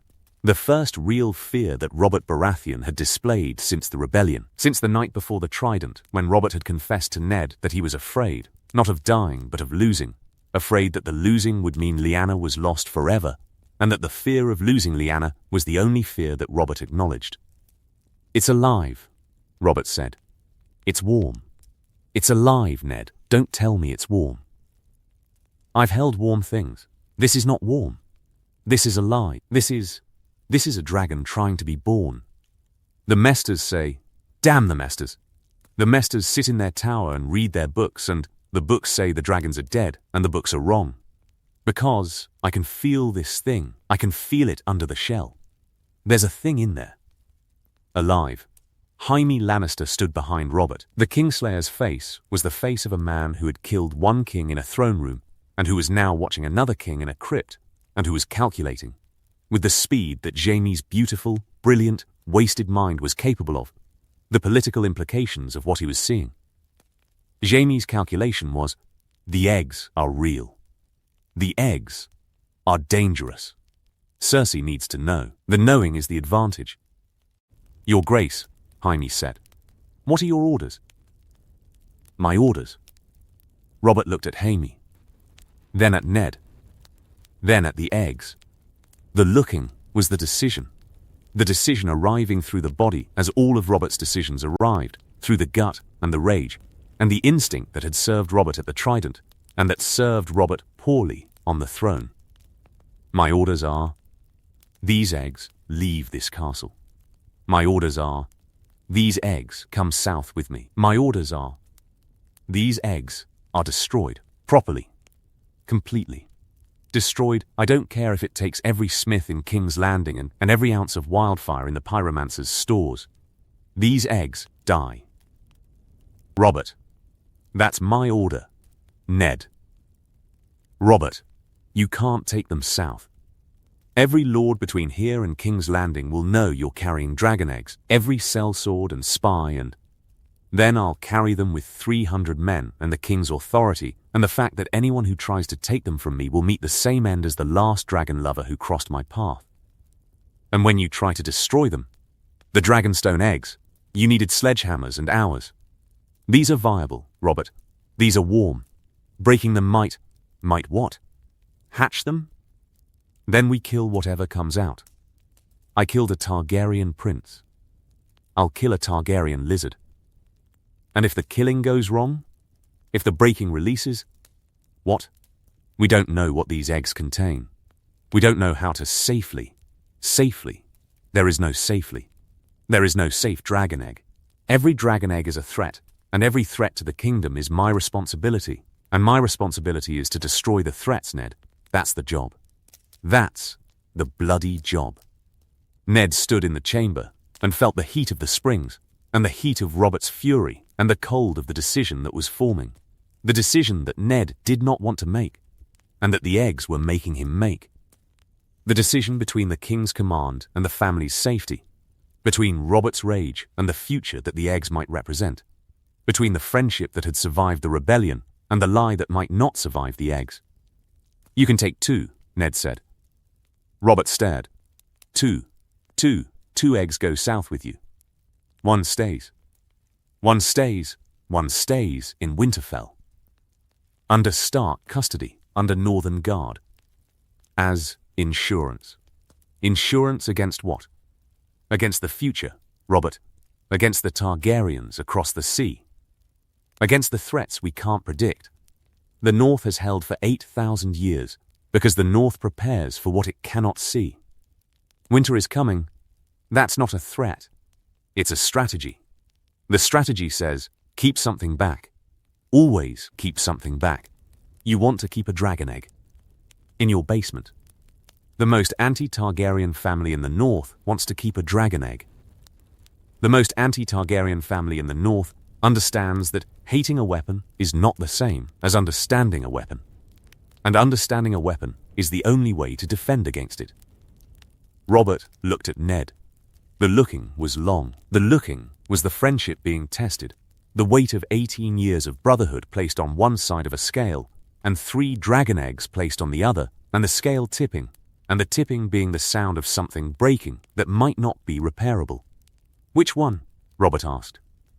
The question was the concession, not a clean concession. The question was dragged out of Robert like a tooth dragged from a jaw, painfully, with resistance, leaving a wound that would bleed. But the question was asked, and the question was the yield.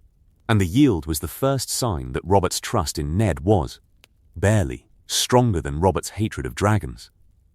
"The green one," Ned said. "Not the black one. The black one. The one that had moved under Jon's hand. The one whose veins were brightening. The one that was changing. The black one was too dangerous. Too alive. The black one needed to go south with Robert, away from Jon, away from the blood that was waking it. The green one stays. The black and the gold go south. And when I've destroyed them, when the bloody things are ash and slag, you destroy the green one, smash it, melt it, bury it under a mountain, I don't care how, it dies." "It dies," Ned said. The lying that had become the permanent condition of Ned's life. The lying about Jon, the lying about Lyanna, and now the lying about a dragon egg. 3 lies, stacked like the levels of the crypts. 3 lies that Ned carried, because the cost of protecting the people he loved. The carrying was the weight. The weight was the duty, and the duty was heavier than ice, and colder than the wall, and more important than honor, because honor without love was just a word, and love without protection was just a prayer, and Ned Stark was done praying. "It dies," Ned said again. And the repetition was the seal on the lie. The departure. What friendship cost.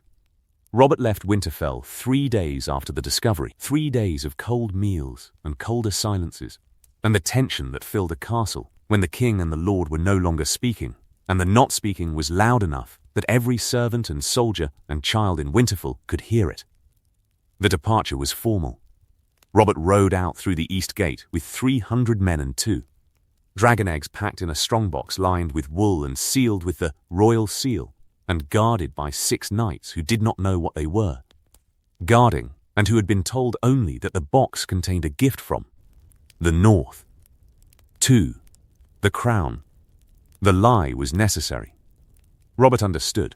Robert's tactical mind, when freed from the rage, could process necessity. That 300 men knowing they were transporting dragon eggs was 300 men who might talk, and 300 conversations that might reach the wrong ears. Ned watched from the walls. The watching was the watching of a man seeing his best friend leave, and knowing, in the bones, in the gut, in the place where truth lived when the mouth could not speak it, that the friend who was leaving was not the friend who had arrived. Robert had entered Winterfell as a brother and was leaving as something else. Not an enemy, worse than an enemy. A friend who had been betrayed, who knew he had been betrayed, and who was carrying the betrayal south with him, alongside 2 dragon eggs and a wound that would not heal. "He'll forgive you," Catelyn said, on the wall beside Ned. "He won't. Then he'll forget." Robert forgets nothing. Robert remembers every slight, every wound, Every time someone chose something other than Robert. Robert is still fighting the war because Robert cannot forget that the war was necessary. Robert will remember the eggs as Robert remembers Rhaegar, permanently, obsessively, with the bottomless hatred that Robert reserves for things that have taken something from him. What did the eggs take from him? Me. The word was simple. The word was also true. The eggs had taken Ned from Robert, taken the trust that Robert had placed in Ned like a man placing his sword in a rack, confident that the sword would be there when he needed it. The trust was broken. The sword was gone. Robert would reach for Ned's loyalty in the future and find the rack empty, and the finding would be the wound that Robert could not cauterize. He didn't ask you to be hand, Catelyn said. No, that's the answer then. The answer to whether Robert forgives. A king who trusts a man asks that man to serve. A king who doesn't trust a man rides south without asking. Ned did not reply. The column was moving along the King's Road, the snake of men and horses, and the wheelhouse, and the golden children, and the queen whose smile had been sharper than usual during the departure, the Lannister smile that said, I know something now. I know that the Honourable Ned Stark hides things from his king. And the knowing is the weapon. Cersei knew. Of course Cersei knew. Jaime had told Cersei, and Cersei had told whom? Cersei told everything to Jaime, and Jaime told everything to Cersei, and the telling was circular. The golden circle that the Lannister twins maintained around themselves and that excluded everyone else, including the king who had married one of them, and the realm that the other had sworn to protect. Cersei knew about the eggs. Cersei would use the knowing. The queen, Ned said. I noticed. She knows. She's a Lannister. They always know. The question isn't whether Cersei knows. The question is what Cersei does with the knowing. The column disappeared around the bend in the King's Road. The Stark bannerman on the wall lowered Robert's flag, the last courtesy, the formal farewell, and the lowering felt like the lowering of something else. A chapter. A friendship. The period between the rebellion and the eggs, when Ned and Robert had been brothers despite the distance, and despite the years, and despite all the differences that distance and years had created. Ned turned from the wall. The castle was quieter with Robert gone.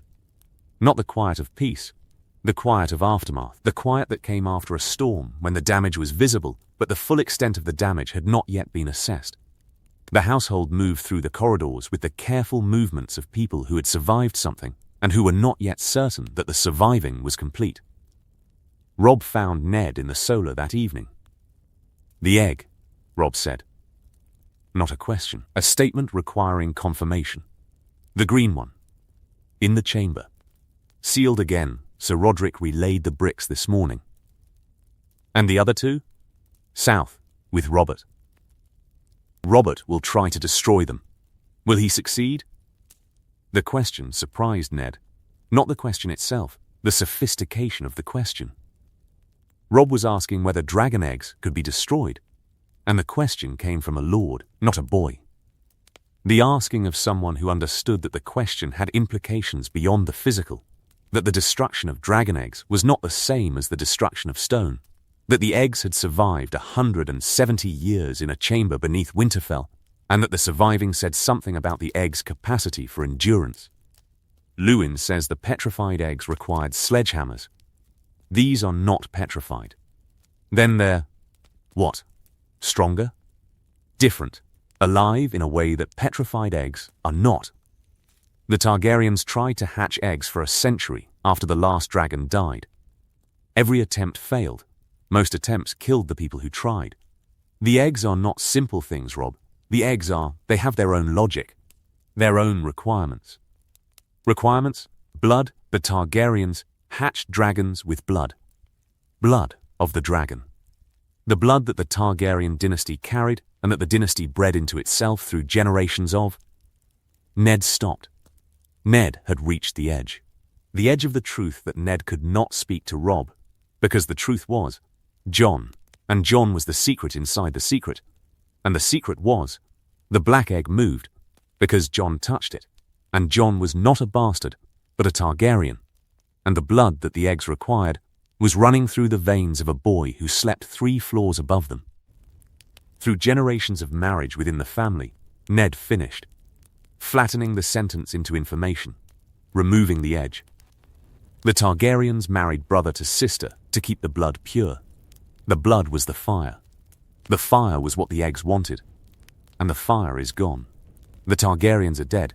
The ones here, anyway. The Targaryens are dead. The lie. Another lie. The lies were accumulating like snow in the north, layer on layer, each one covering the one beneath, each one making the surface look clean while the weight built underneath, until the weight became the danger. Robb left. Ned sat in the solar and looked at the fire and thought about the egg beneath him, the green egg. The egg that was staying, the egg that Ned had chosen, because the green egg was the least active of the 3, and because the green egg had not moved under anyone's hand, and because the green egg was the one that Ned thought he could control. Control. The word was absurd. Ned Stark thought he could control a dragon egg like a man who thought he could control the weather. With walls and plans and the arrogance that said, "This thing is old and powerful and beyond my understanding. But I can manage it. I can manage the unmanageable. I can keep the dragon in the basement and the secret in the family and the truth in the ground, and everything will hold, because I am Ned Stark, and Ned Stark holds everything together." Everything was not holding together. The pull. What Blood remembered. Jon Snow went back to the egg. Not immediately. The first week after Robert's departure was the week of the castle's recovery. The week when Winterfell breathed, and the breath was the exhale that followed the holding of breath that Robert's visit had been. The servants talked. The guards relaxed.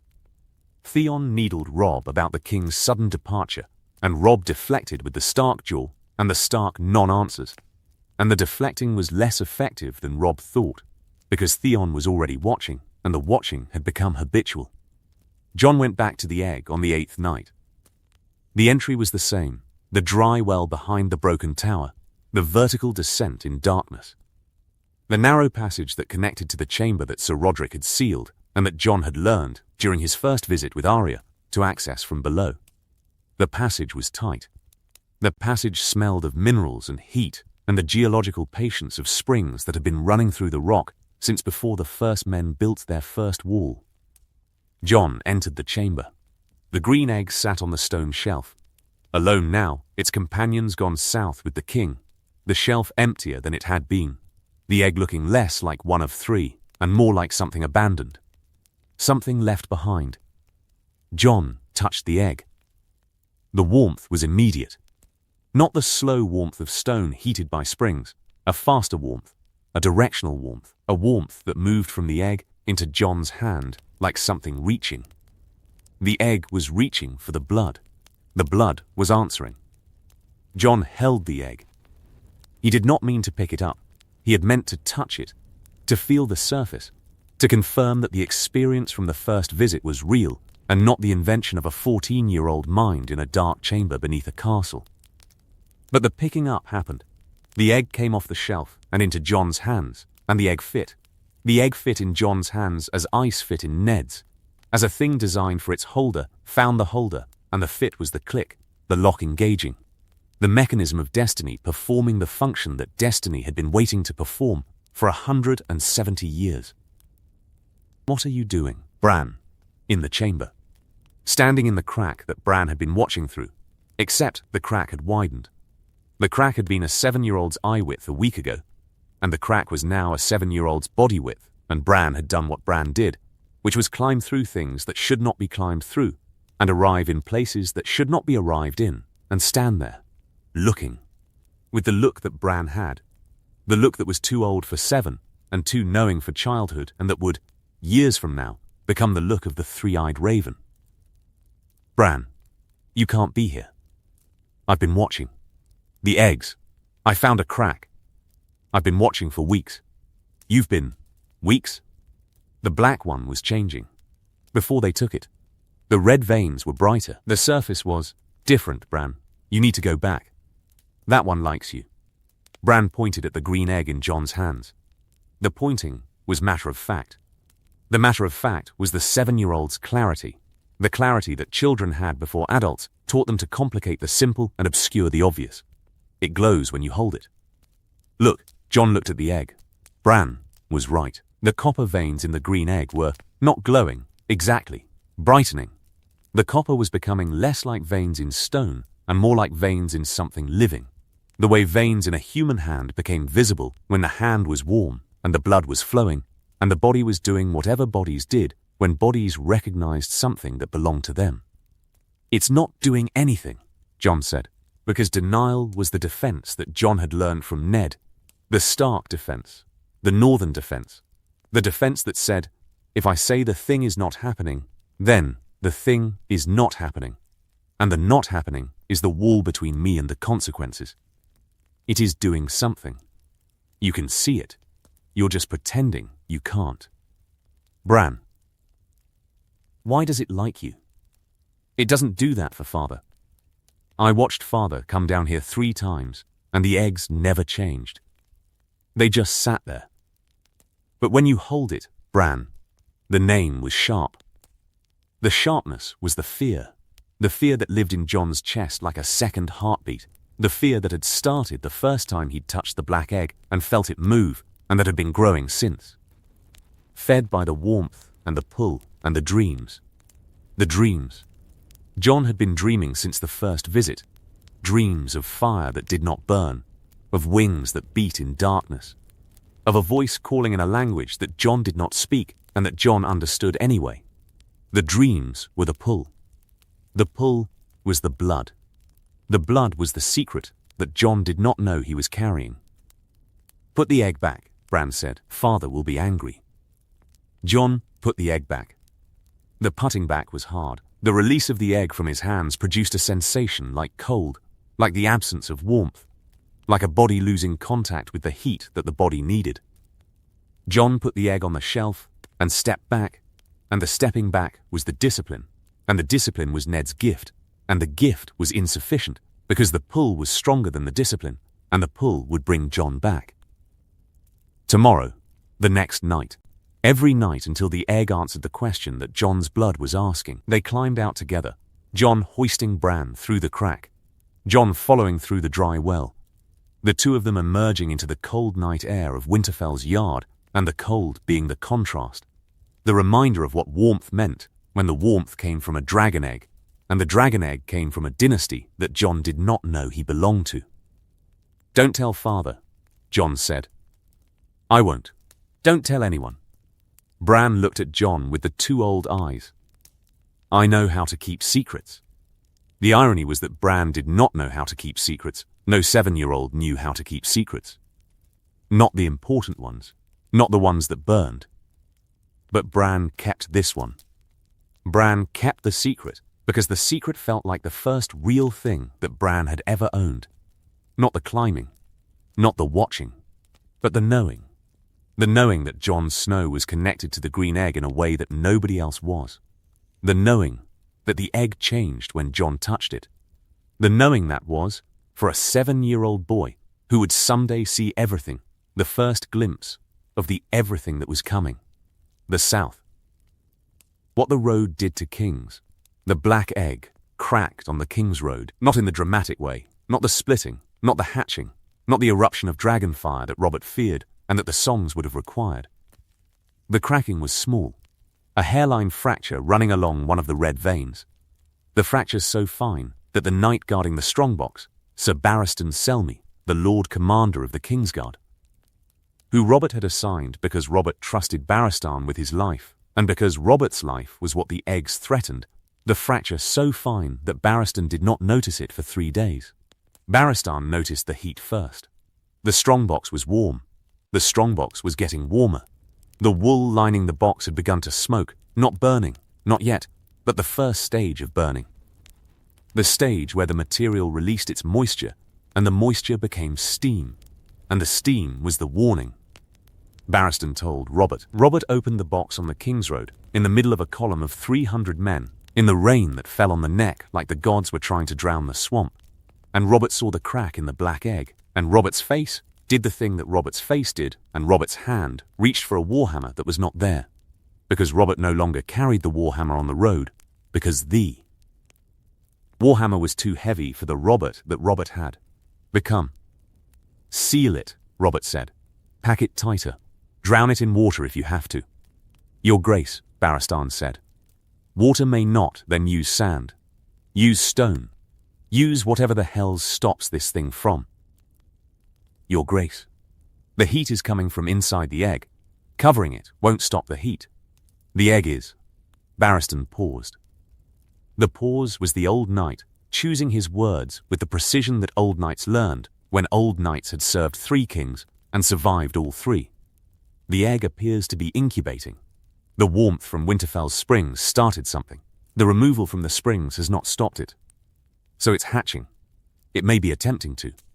Without the sustained heat of the springs, it may not succeed. Or it may find heat elsewhere. I don't know, Your Grace. No one living has seen a dragon egg hatch. Robert stared at the black egg. The rain fell on Robert's face, and the rain mixed with the expression that Robert wore, the expression of a man confronting the possibility that what he hated most was about to be born in a box on the road, and that the being born was the thing he could not prevent, and could not control, and could not kill with a warhammer because the thing was not yet alive enough to kill, and not yet dead enough to ignore. Ride faster, Robert said. The column rode faster. The column rode through the neck and into the riverlands, and the black egg cracked wider, a second fracture joining the first, the 2 fractures forming a pattern that looked, to Sir Barristan's experienced eyes, deliberate. The egg was not breaking.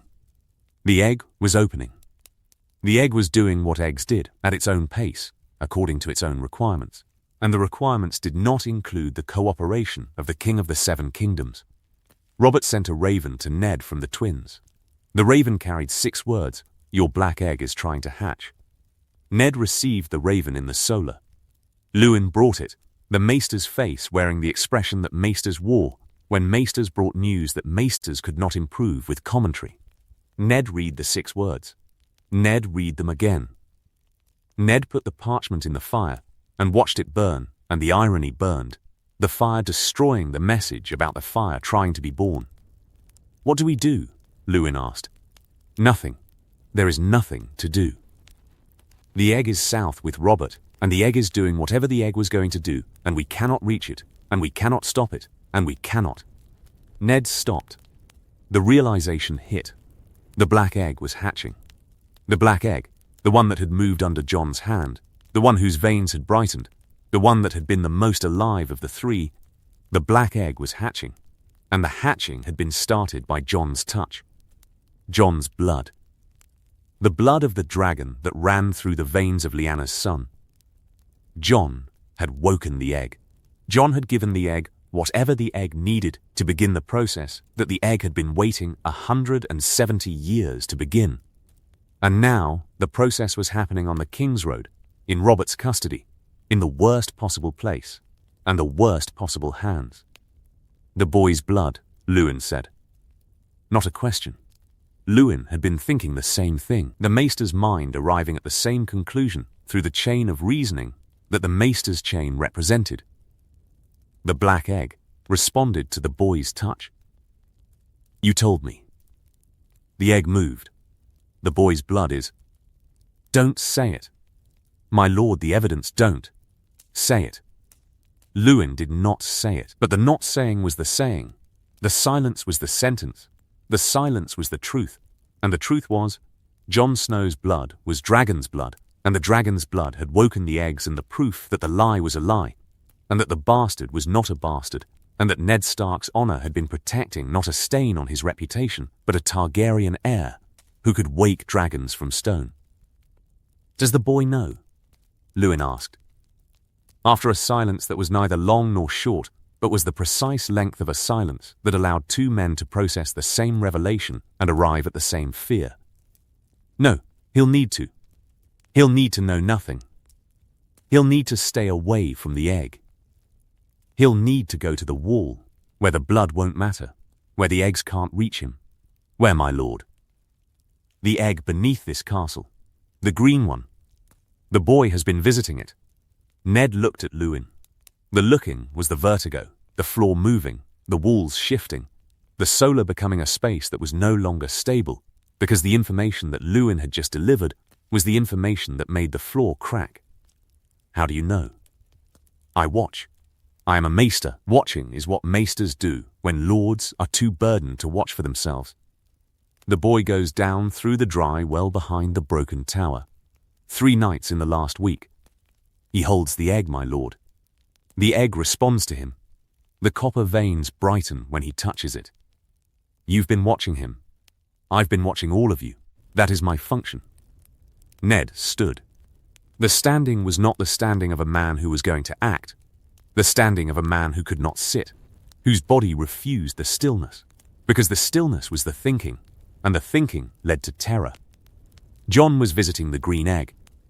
Jon was touching the green egg. The green egg was responding to Jon as the black egg had responded to Jon, and the response was the waking, and the waking would become a dragon, and a dragon was the end of every lie that Ned had built. Bring the boy to me, Ned said. Tonight? Now, the telling. What a father owed a son. Jon came to the solar. The boy stood in the doorway, tall for 14, lean, dark-haired, grey-eyed, with the stark colouring that had been Ned's protection, and Ned's weapon, and Ned's longest lie. Jon looked like a Stark. Jon looked so much like a Stark that the looking had been the lie's foundation, the lie that said, of course the bastard is mine. Look at him. The boy has my face. The boy had Ned's face, because the boy had Lyanna's face, and Lyanna's face was a Stark face, and the Stark face was the coincidence that had made the lie possible. If Jon had looked like Rhaegar, if the silver hair had come through, if the violet eyes had survived the combination of Targaryen fire and Stark ice, then the lie would have failed at birth, and Jon would be dead, and the world would be different. Jon did not look like Rhaegar. Jon looked like Ned. And the looking like Ned was the cruelty of it, the cruelty that said, this boy is yours in every way except blood, and the blood is the one way that matters. Father, Jon said. The word. Every time Jon said the word was a blade, a small blade, a clean blade, the kind of blade that cut without the cut being felt, until later, when the bleeding started, and the bleeding could not be stopped. Sit down, Jon. Jon sat. The sitting was wary, the posture of a bastard who had learned to read rooms as bastards learn to read everything, with the hyper-vigilance that the bastard's position required. Jon was reading Ned's face, and Ned's face was giving Jon information that Jon could not decode. Grief, fear, love, and the weight of a truth that had been carried for 14 years, and that was about to be spoken. You've been visiting the egg. Jon's face changed. The change was guilt, fast, bright, the guilt of a 14-year-old caught doing the thing that the 14-year-old knew he should not be doing. Father, I can explain. You've been going down through the dry well, behind the broken tower. You've been holding the green egg. The egg responds to you. The veins brighten when you touch it. How did you? Lewin watches everything. That's his function. Jon was silent. The silence was the bastard silence. The silence that Jon retreated into when the world pressed too hard. The silence that was not submission, but defense. The drawing in of the self behind walls that Jon had built from years of being the boy who was part of the family and not part of the family, and who occupied the space between the two with the uncomfortable grace that was Jon's own skill. I shouldn't have gone down there, Jon said. No, it's just, I couldn't stop. I tried. After the first time, with Arya, I told myself I wouldn't go back. I told myself it was dangerous and foolish, and that you'd sealed the passage for a reason. And then the dreams started. Dreams of fire, not burning. The fire doesn't burn me. In the dreams, I'm standing in fire, and the fire is warm, like the egg, like holding the egg. The fire talks to me, Father, in a language I don't speak, but I understand it. The fire says, come back. The fire says, hold me. The fire says, Jon stopped. Jon recognized that what he was saying sounded insane. The recognition of a boy who was old enough to know that dreams of fire and talking eggs were not things that normal boys experienced, and that the abnormality was frightening. The fire says, I belong to it, Jon finished. And the fear landed with the last word.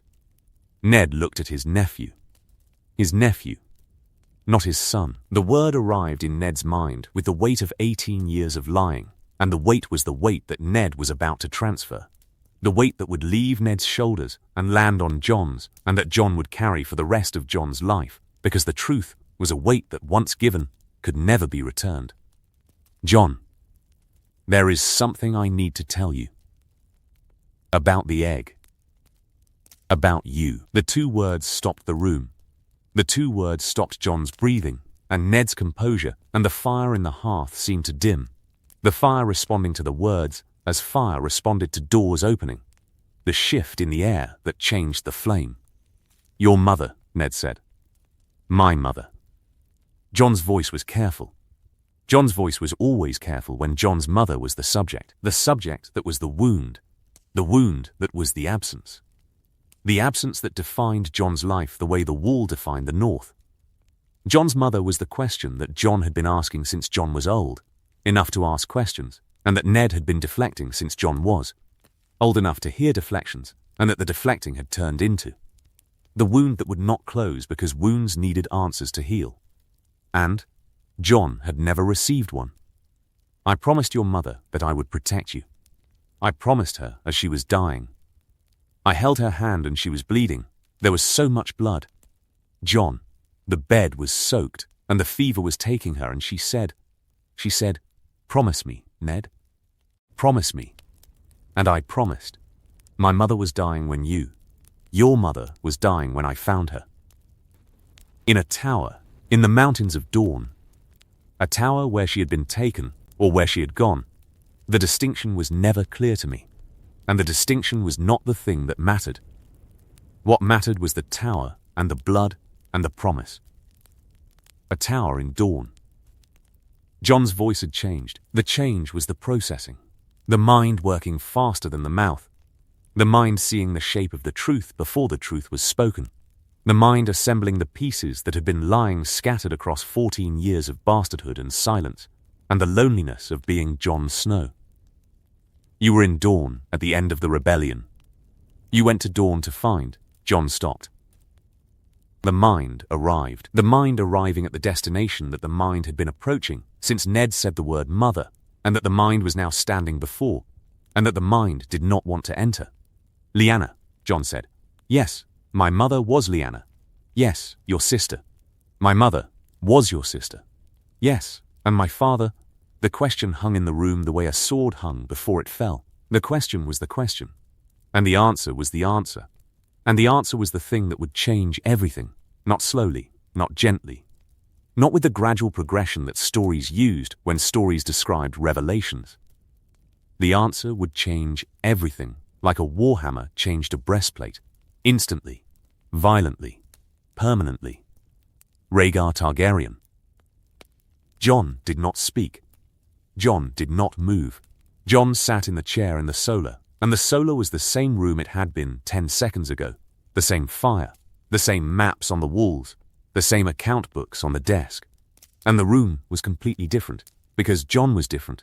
And Jon's difference was the difference between a bastard and a prince, between a Snow and a Targaryen, between a boy who had no mother and a boy whose mother had died in a tower of blood surrounded by the roses that the prince had given her.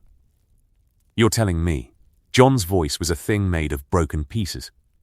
The pieces were shock, grief, fury, disbelief, and underneath all of them, buried so deep that Jon himself might not have recognized it, relief. The relief of a boy who had spent 14 years asking who am I, and who was now hearing the answer, and who did not want the answer, but who needed it the way a body needed air. You're telling me that I'm not your son. You are my son. In every way that matters, I'm not your son. I'm Rhaegar's son. Jon's voice cracked. The cracking was the boy. The prince and the bastard and the heir and the Snow were all collapsing into the boy, and the boy was 14, and the boy was learning that his father was not his father, and his mother was not unnamed, and his blood was not Stark blood, but Targaryen blood, and the Targaryen blood was why. The eggs sang to him, and the singing was not madness, but heritage. You lied to me. I lied to everyone. You told me I was your bastard. You let me. Do you know what it's like? Do you know what it's like to be the bastard? To sit at the lower table? To see Lady Stark's face when she looks at me? The way she looks at me? And to know that the looking is the hatred, and the hatred is because I'm the proof that her honourable husband isn't as honourable as... Jon stopped. The stopping was the understanding arriving. The understanding that Catelyn's hatred was built on a lie. That the bastard whose existence had wounded Catelyn for 14 years was not a bastard, and that the wound was fake, and that the fake wound had produced real hatred, and the real hatred had shaped Jon's entire life, and the shaping was a lie. All of it. Every cold look. Every ignored greeting. Every time Jon had felt the ice of Catelyn's disapproval and had understood it as the righteous anger of a betrayed wife. The anger was not righteous. The anger was wrong. The anger was based on a fiction that Ned had authored and maintained, and that had cost Jon 14 years of belonging. Does she know? Jon asked. His voice had moved past the cracking into something else. Something flat. Something that sounded, to Ned's ears, like the voice that Ned used when Ned was controlling himself. The Stark voice. The disciplined voice. The voice that held the face still.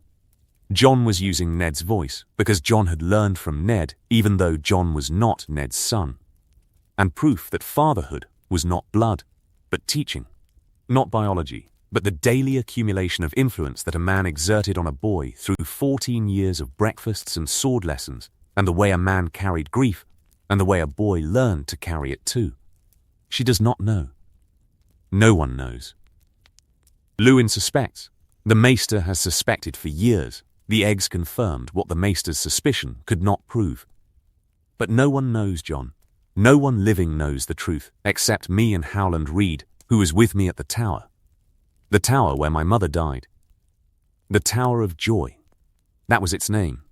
The name was Rhaegar's name. Rhaegar named it. The irony of the name was... The irony was total. There was no joy in that tower when I arrived. There was blood and death, and 3 of the finest knights in the Kingsguard standing between me and my sister, and a fight that killed everyone except me and Howland. 7 of us went to that tower. 2 of us left. 7. Jon's mind was working. The working visible in the eyes. The grey eyes that were Lyanna's eyes and that were processing the information with the speed that Lyanna would have processed it. The speed that was the Stark speed. The speed that looked like slowness because the Starks did not rush, but the not rushing was the thoroughness. And the thoroughness was the intelligence. 7 against 3 Kingsguard. Arthur Dayne? Arthur Dayne. Oswell Went. Gerald Hightower, the Lord Commander of Aerys's Kingsguard. They were guarding my mother. They were guarding you. The sentence was the key. The sentence unlocked the door that had been closed for 14 years. The Kingsguard, the finest knights in the realm, the shield of the king. The Kingsguard had not been at the Trident where the king died. The Kingsguard had not been at Dragonstone where the queen fled. The Kingsguard had been at a tower in Dawn guarding a baby. Because the baby was more important than the king. Because the baby was the heir.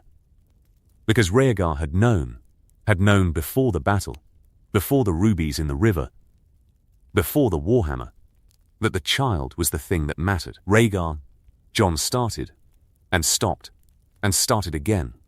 And the starting and stopping was the rhythm of a mind trying to reconcile the word father with the name Rhaegar, the name that Jon had heard all his life as the villain, the kidnapper, the rapist, the mad prince who had stolen Lyanna Stark and started a war and died for his crimes. Rhaegar took my mother.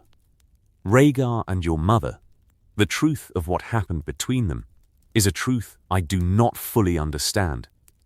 Your mother was not a woman who was taken. Your mother was a woman who went.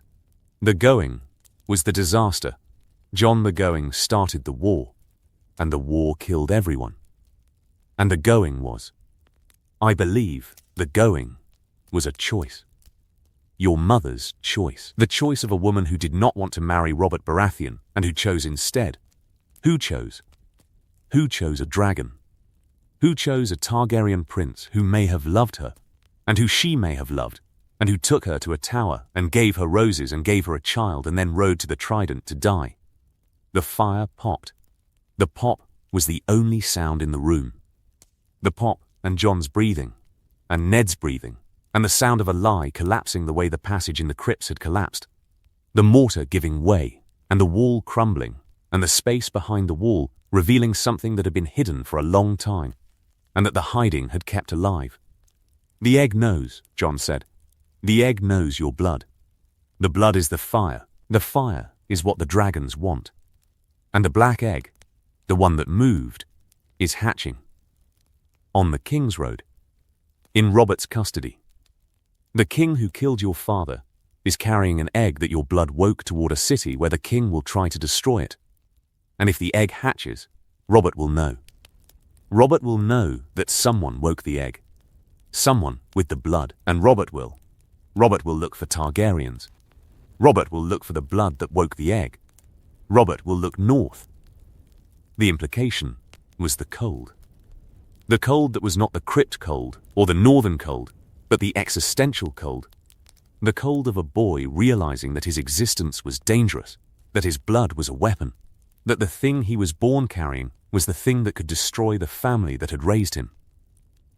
You need to go to the wall, Ned said. Jon looked at Ned. The looking was the devastation of a boy who had just learned who he was and who was now being told to disappear, to take the black, to become no one, to go to the end of the world and take an oath that stripped away everything, name, claim, family, future, and to do it not because Jon wanted to, but because Jon's existence was a danger that the North could not contain. The wall. The Night's Watch takes no part in the wars of the realm. The Night's Watch asks no questions about a man's blood. At the wall, you are a brother. Only a brother. The blood doesn't matter. The eggs don't matter. Robert's hatred doesn't matter.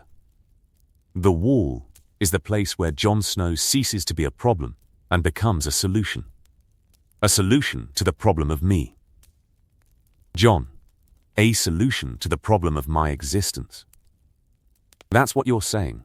You're saying that I'm dangerous, that my blood is dangerous, that the eggs want me, that Robert will kill me if Robert finds out, and the solution is to put me somewhere that the danger can't reach, to hide me, the way you've been hiding me for 14 years, to protect you, the way I've been protecting you for 14 years. Is there a difference? The question was the question that had no answer, or the question whose answer was both yes and no simultaneously, like quantum states before measurement collapsed them into one. Hiding and protecting.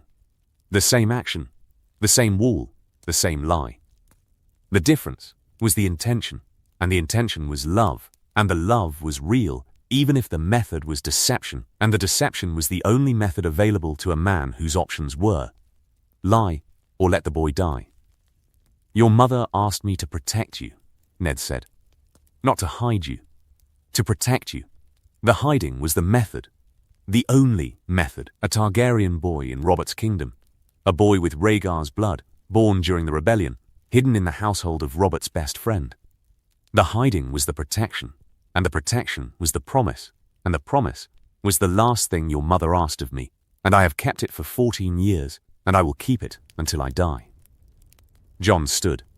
The standing was not the standing of a boy leaving, not the boy leaving, but the man arriving. The posture was different, the shoulders were different. The boy who had sat down in the chair was not the man who stood up from it. Something had shifted, something in Jon that the truth had unlocked, the way the blood had unlocked the egg, the way the fire had unlocked the dreams. Jon was different, not taller, not older, but different in the way that a sword was different after it was drawn, the same metal, the same edge, but visible now. Present. Ready. I'll go to the wall, Jon said. Jon. Not because you're asking, Because you're right. The blood is dangerous.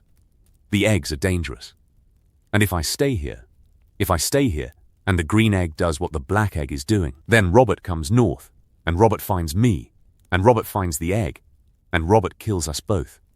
Me and the dragon. The dragon that my blood is trying to bring back. So I'll go. I'll take the black. I'll stand on the wall and watch the darkness, and the blood won't matter, because the Night's Watch doesn't care about blood. Jon, I'm sorry. Don't apologize. You kept me alive. You gave me a name and a home, and you taught me to be what I am. Whatever I am, you taught me. An apology makes the teaching less. Ned stepped forward. The step was the father's step, the step toward the son, the step that fathers took when the son was hurting, and the father could not fix the hurt, but the father could stand in the hurt's presence, and presence was the only comfort available. Ned embraced Jon. The embrace was not Robert's embrace, not huge, not forceful, not the physical expression of a man who communicated through impact. Ned's embrace was the Stark embrace, brief, tight, complete. The embrace of a man who had held this boy as an infant in a bloody tower, and who was holding this boy as a man in a cold solar, and who understood that the hold was the promise. And the promise was the only thing that had ever mattered. You are a Stark, Ned said, into Jon's hair, into the dark hair that was Lyanna's hair. Whatever your blood says, you are a Stark. I know, Jon said. And the knowledge was the gift that Ned had given, and that Jon had received, and that the blood could not take away, and that the fire could not burn. The hatching, what fire and ice made together. The green egg hatched on the last night. Not because Jon willed it, not because Jon performed a ritual, or spoke a word, or shed blood on the shell the way the Targaryens had tried at Summerhall. The hatching was not a decision. The hatching was a consequence. The consequence of 14 years of Targaryen blood sleeping in Winterfell, and 170 years of hot springs keeping the fire alive, and one night when a boy who was leaving held an egg that did not want the boy to leave. Jon went down to the chamber one final time. The morning. Before dawn. The morning of the day he would ride north with Benjen, Uncle Benjen, who was coming from the wall to escort new recruits and who would take Jon back with him. Benjen did not know why Jon was joining the watch. Benjen thought it was the bastard's choice. The bastards seeking a place where bastards became brothers, and brothers became purpose, and purpose replaced the family name that the bastard could never carry. Benjen thought it was honor. Benjen did not know it was exile. Jon went down through the dry well. The vertical descent in darkness. The passage that Jon's body now knew like a body, knew its own bed, the handholds, the turns, the places where the ceiling dropped and the floor rose, and the heat began. Jon entered the chamber. The green egg sat on the shelf. The copper veins were bright, brighter than they had ever been, bright enough that the veins cast light. The egg was glowing. Jon picked up the egg. The warmth flooded his hands, the warmth that was greeting, the warmth that was recognition, the warmth that was the blood singing to the fire, and the fire singing back. Jon held the egg against his chest, and the egg was warm against his heart, and the heart was beating. And the egg was... Jon could feel it. The egg was beating too. Not a heartbeat, a pulse. The pulse of something inside the shell that was alive, and that was pushing, and that was ready. I'm leaving, Jon said. To the egg, to the chamber. To the hot springs that murmured beneath the floor and that had kept this egg alive since before anyone living had been born. I'm going to the wall. I won't be back. The egg pulsed. The pulse was the answer. The answer was, no, I have to go. The pulse again. Stronger, the copper veins flared, the light increasing, the glow becoming something that was not stone, but fire, not mineral, but something alive and insistent and refusing to be abandoned by the blood that had woken it. Jon held the egg tighter. The holding was instinct, not the instinct of the Starks, the cautious instinct. the winter instinct that said hold back and prepare and wait. This was the other instinct, the one that Jon had not known he carried until the dreams started and the fire spoke and the eggs responded to his touch. The dragon instinct. The instinct of a bloodline that had ridden fire for 300 years, and that said, do not let go. Never let go. The fire is yours. The egg cracked. The sound was small, a click, like a fingernail tapping glass, like ice breaking on a puddle in the morning. The crack ran along one of the copper veins. Then another. The veins were not veins. The veins were seams. The seams were opening. The shell was coming apart like an orange when the peel was loosened, the segments separating along the lines that had always been there and that had always been waiting for the hand that knew how to open them. Jon did not drop the egg. The training said drop it, Ned's training, the northern training, the training that said, when something impossible happens, step back, assess, protect yourself. Jon did not step back. Jon held the egg as it opened, and the opening produced heat, real heat, forge heat, the heat that should have burned Jon's hands and that did not burn, because the blood that woke the egg was the blood that the fire could not harm. The shell fell away.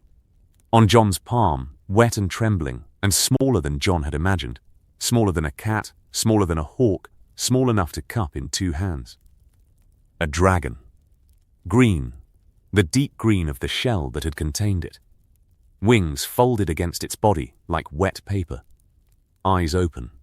Gold eyes, bright and ancient, and looking at Jon with the focus of a creature that knew, in the first seconds of its life, who it belonged to. The dragon opened its mouth. A sound came out, not a roar. Nothing that would have fit the songs or the legends or the stories of Balerion the Black Dread. A chirp. A high, thin sound. Like a bird, but not a bird. Like a whistle, but not a whistle. Like a voice trying to speak in a language that had not been spoken in 150 years. Jon stood in the chamber beneath Winterfell, the chamber where the first men's hot springs met the Targaryens' fire, the chamber where the ice and the flame overlapped, and Jon held a dragon. The first dragon born in the world since the last one died in the Red Keep, small and stunted and the size of a kitten. The first dragon born to a Stark. The first dragon born to a boy who did not know he was a prince until yesterday, and who was supposed to leave for the wall this morning, and who was now holding in his hands what the Targaryens had spent a century trying to create and that the Baratheons had spent a generation trying to prevent, and that had arrived, now, here, in a northern basement. Because a boy's blood had cooled and the fire had answered. The dragon climbed Jon's arm. The claws were small, sharp but small, the claws of a newborn whose claws would grow. The wings spread, tentative, experimental. Tentative, like a foal testing its legs. The dragon reached Jon's shoulder and perched, and it settled there, the creature finding the place that the creature's instinct said was home. The dragon pressed its head against Jon's neck. Warm, gods, Jon said. The word was inadequate. Every word was inadequate. The language had not been invented that could describe the moment when a boy held a creature that had been extinct for a century and a half, and the creature chose him, and the choice was the beginning of something that the boy could not comprehend, and that the world was not ready for. Jon stood in the chamber, and the dragon breathed against his neck, and the breath was fire, and the fire was alive, and the fire was Jon's, and the possession was gift and curse, and the beginning and the end, and everything in between. Jon climbed out of the chamber with the dragon, the morning. What the wolf did with fire. The morning was the crisis. Jon emerged from the broken tower into the pre-dawn darkness of Winterfell's yard with a dragon on his shoulder. The dragon was tucked against Jon's neck, hidden beneath the collar of Jon's cloak, invisible to anyone who was not looking closely. But the dragon was warm, and the warmth was visible, not to the eye, but to the air. The air around Jon shimmered like air above a forge. The dragon was small, but the dragon was hot, and the hotness was the advertisement that the dragon's existence was trying to make. Jon found Ned. Ned was in the godswood. The godswood at dawn, the heart tree white in the grey light, the weirwood watching, the old gods present in whatever way the old gods were present. Ned was praying, or sitting, or doing the thing that Ned did before dawn when the castle slept, and the Lord could be something other than the Lord. Could be the man, the father, the brother who had made a promise to a dying sister and who had kept the promise, and who was about to see the promise's consequence standing before him with fire on its shoulder. "Father," Jon said. Ned looked up. The looking up was the repetition, the same looking up as the godswood confrontation with Robert, the same interruption of the prayer or the sitting or whatever Ned was doing. But this looking up was different. This looking up saw Jon's face, and Jon's face said, "Something has happened. Something irreversible." "Jon, what?" The dragon moved. Beneath Jon's cloak, the dragon shifted, and the shifting pushed the collar aside, and the dragon's head emerged. The green head, the gold eyes, the small horns that curved backward like a ram's and that caught the grey dawn light. And the dragon looked at Ned, and the look was that of an animal that did not recognize the man, but that recognized the boy, and that had no interest in anything that was. Not the boy. Ned stood. The standing was slow. The standing was the standing of a man whose legs had gone unreliable, as legs went unreliable when the mind received information that the legs could not process. Ned stood, and Ned looked at the dragon, and the dragon looked at Ned, and the look was the moment where every lie and every truth and every promise and every fear that Ned Stark had carried for 14 years converged on a green creature the size of a cat that was sitting on the shoulder of a boy who was not supposed to exist. "It hatched," Ned said. "Last night. In the chamber. I went to say goodbye, I was going to leave, I was going to... It hatched in my hands. I didn't do anything. I held it, and it opened. Gods, Jon, I know. You can't, Jon, you can't take this to the wall. I know. You can't keep it. You can't, Jon. A dragon. A living dragon. Do you understand what this means? Do you understand what will happen when? I understand." Jon's voice was steady. The steadiness was the thing that surprised Ned. The steadiness in the voice of a 14-year-old boy who had learned, in the space of 24 hours, that his father was not his father, and his blood was dragonfire, and the egg in the basement had hatched for him, and him alone. The steadiness was the Stark in Jon. The Stark that was real, even though the Targaryen was also real. The Stark that Ned had built through 14 years of teaching, and that the Targaryen blood could not erase. I understand that the dragon changes everything. I understand that I can't go to the wall. I understand that Robert will come for me if Robert finds out. I understand that this, Jon gestured at the dragon. The dragon chirped. The chirping was incongruous, the tiny sound attached to the enormous consequence. The bird whistle that meant, dragons have returned. The dynasty rises, the world changes. "This is the end of hiding," Jon said. Ned looked at the dragon. The dragon looked at Ned. The dragon's gold eyes were old. Old in a way that a newborn's eyes should not be old. Old with the accumulated patience of a species that had once ruled the world, and that had spent a century and a half as eggs in a basement waiting for the blood to come back. The dragon looked at Ned, and the looking said, "I am here. I am small. But I am here." "We need to move," Ned said. The Lord arriving. The Lord replacing the Father. The Father replaced by the strategist whose mind was now running the calculations that the mind of a warden of the North was trained to run. What are the threats? Where are the enemies? How much time do we have? What resources are available? The calculations were the same calculations that Ned had run before every battle in Robert's rebellion, and that Ned was running now, because the dragon on Jon's shoulder was the beginning of a war that Ned could not prevent, and that Ned could only prepare for. The dragon needs to be hidden, not in the crypts. The crypts are compromised. Jaime found the side passage. Others will find it. We need somewhere outside the castle. somewhere away from eyes and ears and the servants who talk to merchants who trade with White Harbor. The Wolfswood, Jon said. The Wolfswood. I know places in the Wolfswood. Deep places, where nobody goes. Places where the hot springs surface in pools and the water steams year-round. The dragon needs heat. It was born in the hot springs. It needs, don't tell me where. I don't want to know where. If Robert sends men, if Robert comes back, the less I know, the less I can be forced to reveal. Jon stared at Ned. The staring was the understanding that Ned was preparing for the worst. Preparing to be questioned. Preparing to be broken. Preparing for the possibility that Robert's rage would return to Winterfell, and that the rage would bring interrogation, and that the interrogation would demand answers, and that the answers, if Ned possessed them, would lead Robert to Jon and the dragon. You're protecting me, Jon said. Again, I'm protecting you. Still, the promise. The promise.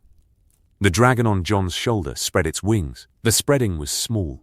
The wingspan was the length of a man's forearm. The wingspan of a creature that would grow. The wings caught the dawn light, and the light passed through the membrane, and the membrane was green and gold and translucent, and the light that passed through it cast patterns on the ground that looked like fire made solid. Ned looked at the dragon's wings. Ned thought about what those wings would become, the size they would grow, the shadow they would cast, the fire they would carry.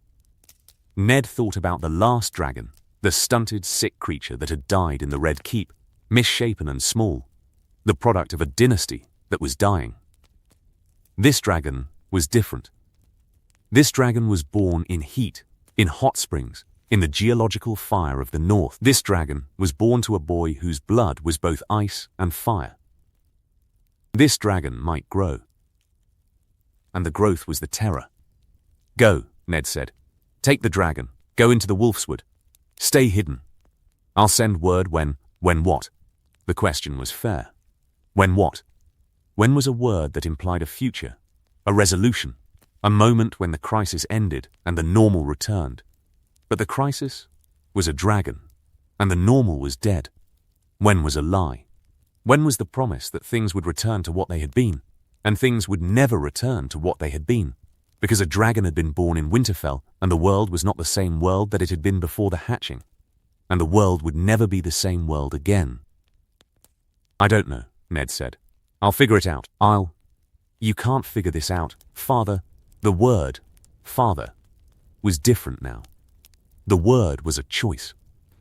Jon had learnt the truth, and Jon was choosing the word anyway. The choosing was the love that survived the lie, the love that was stronger than the blood, the love that said, you raised me, and the raising is the fathering, and the fathering is what I call you regardless of whose seed made me. Nobody can figure this out. A dragon has hatched. In the north, on a Targaryen's shoulder. Nothing you plan will be enough. Nothing anyone plans will be enough. This is bigger than plans. Everything can be planned for. Father, you're holding a war in your hands. You can't plan a war before the war starts. You can only prepare. Ned looked at Jon. Ned was seeing, the seeing of the boy that Ned had raised, seeing the boy become the man, seeing the man carry the weight that the boy could not have carried, and that the man was carrying with a steadiness that was, Ned recognized it, that was Lyanna's steadiness. The steadiness of a woman who had faced a world that was burning and who had not flinched. The steadiness that was the gift that Lyanna had given through blood, the gift that complemented the gifts that Ned had given through teaching. Prepare then, Ned said. Take the dragon. Keep it alive. Keep yourself alive. And when the time comes, we'll face whatever comes. Together? Together, you're a Stark, Jon. Whatever else you are. Starks face things together. Jon nodded, the Stark nod. The nod that was agreement without performance, commitment without declaration. Jon turned and walked toward the Wolfswood, the dark line of trees at the edge of Winterfell's lands, the forest that stretched north and west and that was old enough to remember the children of the forest, and deep enough to hide a boy and a dragon and the beginning of whatever the future was going to be. The dragon on Jon's shoulder looked back. The gold eyes found Ned's grey eyes. The dragon chirped once, the small sound, the bird whistle, the voice that would someday become a roar. And then Jon walked into the trees, and the trees closed behind him. And Ned stood in the godswood beside the heart tree and watched his nephew, his son, his nephew, his promise, his lie, disappear into the wolfswood with a dragon on his shoulder and the dawn breaking over Winterfell and the dawn being the light and the light being the future and the future being the thing that Ned could not see, but that Ned could feel the way he felt the hot springs beneath his feet, present, constant, ancient, and full of fire. The ground. What opened up? Ned returned to the castle. The castle was waking, servants stirring, smoke rising from the kitchens. The daily machinery of Winterfell engaging as the machinery engaged every morning. The ordinary rhythm of a great house that did not know that the extraordinary had happened beneath it and beside it, and that the extraordinary was walking into the wolfswood on a 14-year-old's shoulder. Catelyn met Ned in the corridor. Catelyn's face wore the expression that Catelyn's face wore when Catelyn sensed something wrong. The Tully sense, the political sense, the wife sense that operated on frequencies that husbands could not hear, and that was, in its way, as reliable as any maester's assessment. "Where's Jon?" Catelyn asked. "Gone. Gone where?" "Gone, Ned. Where is the boy?" Ned looked at Catelyn. The looking was the decision. The decision that had been building since the eggs were found, and that had been deferred and avoided and postponed, and that was now, with the hatching, no longer deferrable. "Catelyn, sit down." "I'll stand." "Sit down, Cat." Catelyn sat. The sitting was the recognition. The recognition that Ned's voice had shifted into the register that Ned's voice used when the information was the kind that required sitting. Catelyn sat on the bench in the corridor of her own castle and looked at her husband and waited for the wait to arrive. "Jon is not my son," Ned said. The words landed. The landing was visible. The words hitting Catelyn's understanding like stones hitting water. The splash and the ripples and the depth that the stones sank to before the stones settled. Catelyn's face did something that Catelyn's face had never done before. The face went blank. Not the Tully face, not the calculation face, not the careful, managed face that Catelyn used in politics and marriage and the daily negotiations of a great house. Blank. The blankness of a machine that had received an input that the machine could not process. "Not my nephew. Lyanna's son. Rhaegar Targaryen's son." Catelyn did not speak. The not speaking lasted longer than the silences that Ned was accustomed to from Catelyn. Lasted through the processing, and the assembly, and the reassembly, and the understanding that the processing produced. Catelyn was rebuilding 14 years of marriage on new foundations. Catelyn was taking apart the belief that had shaped her relationship with Jon, the belief that Jon was the proof of Ned's infidelity, the boy whose face was the wound.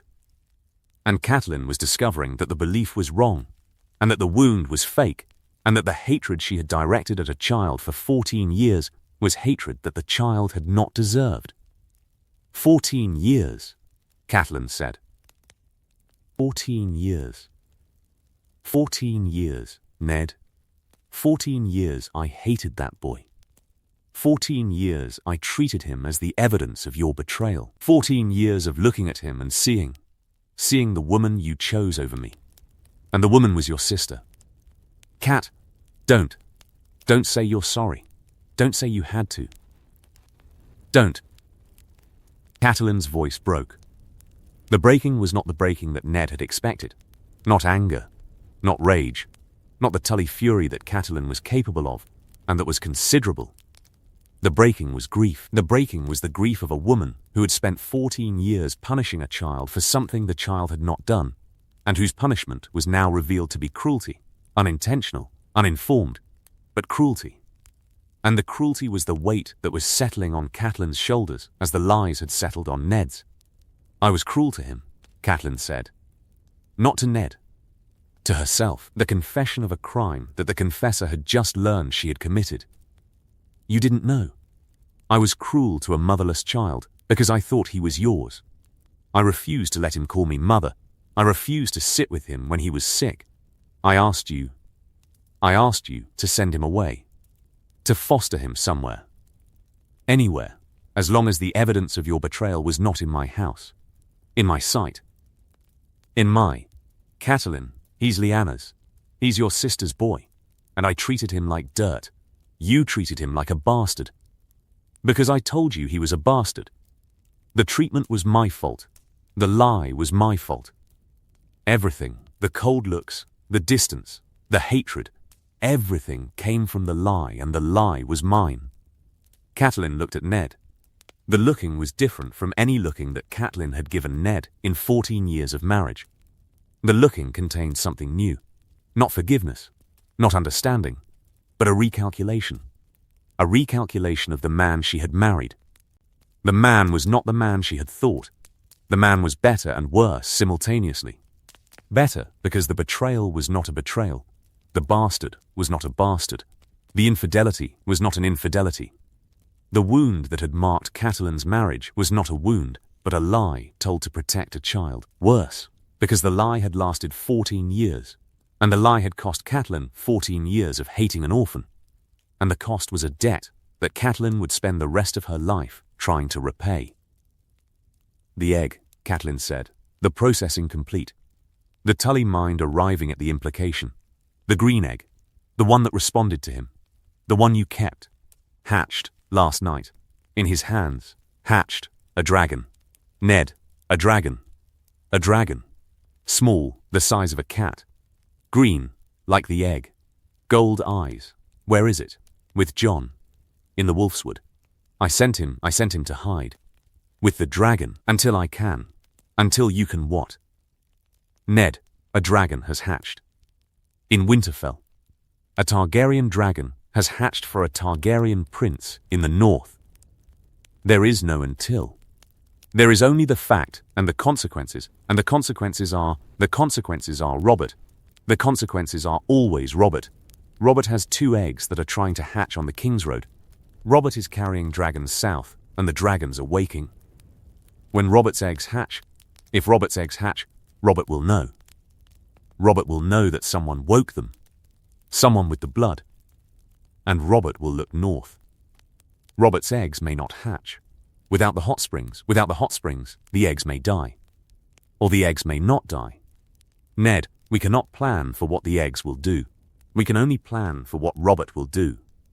And what Robert will do is what Robert always does.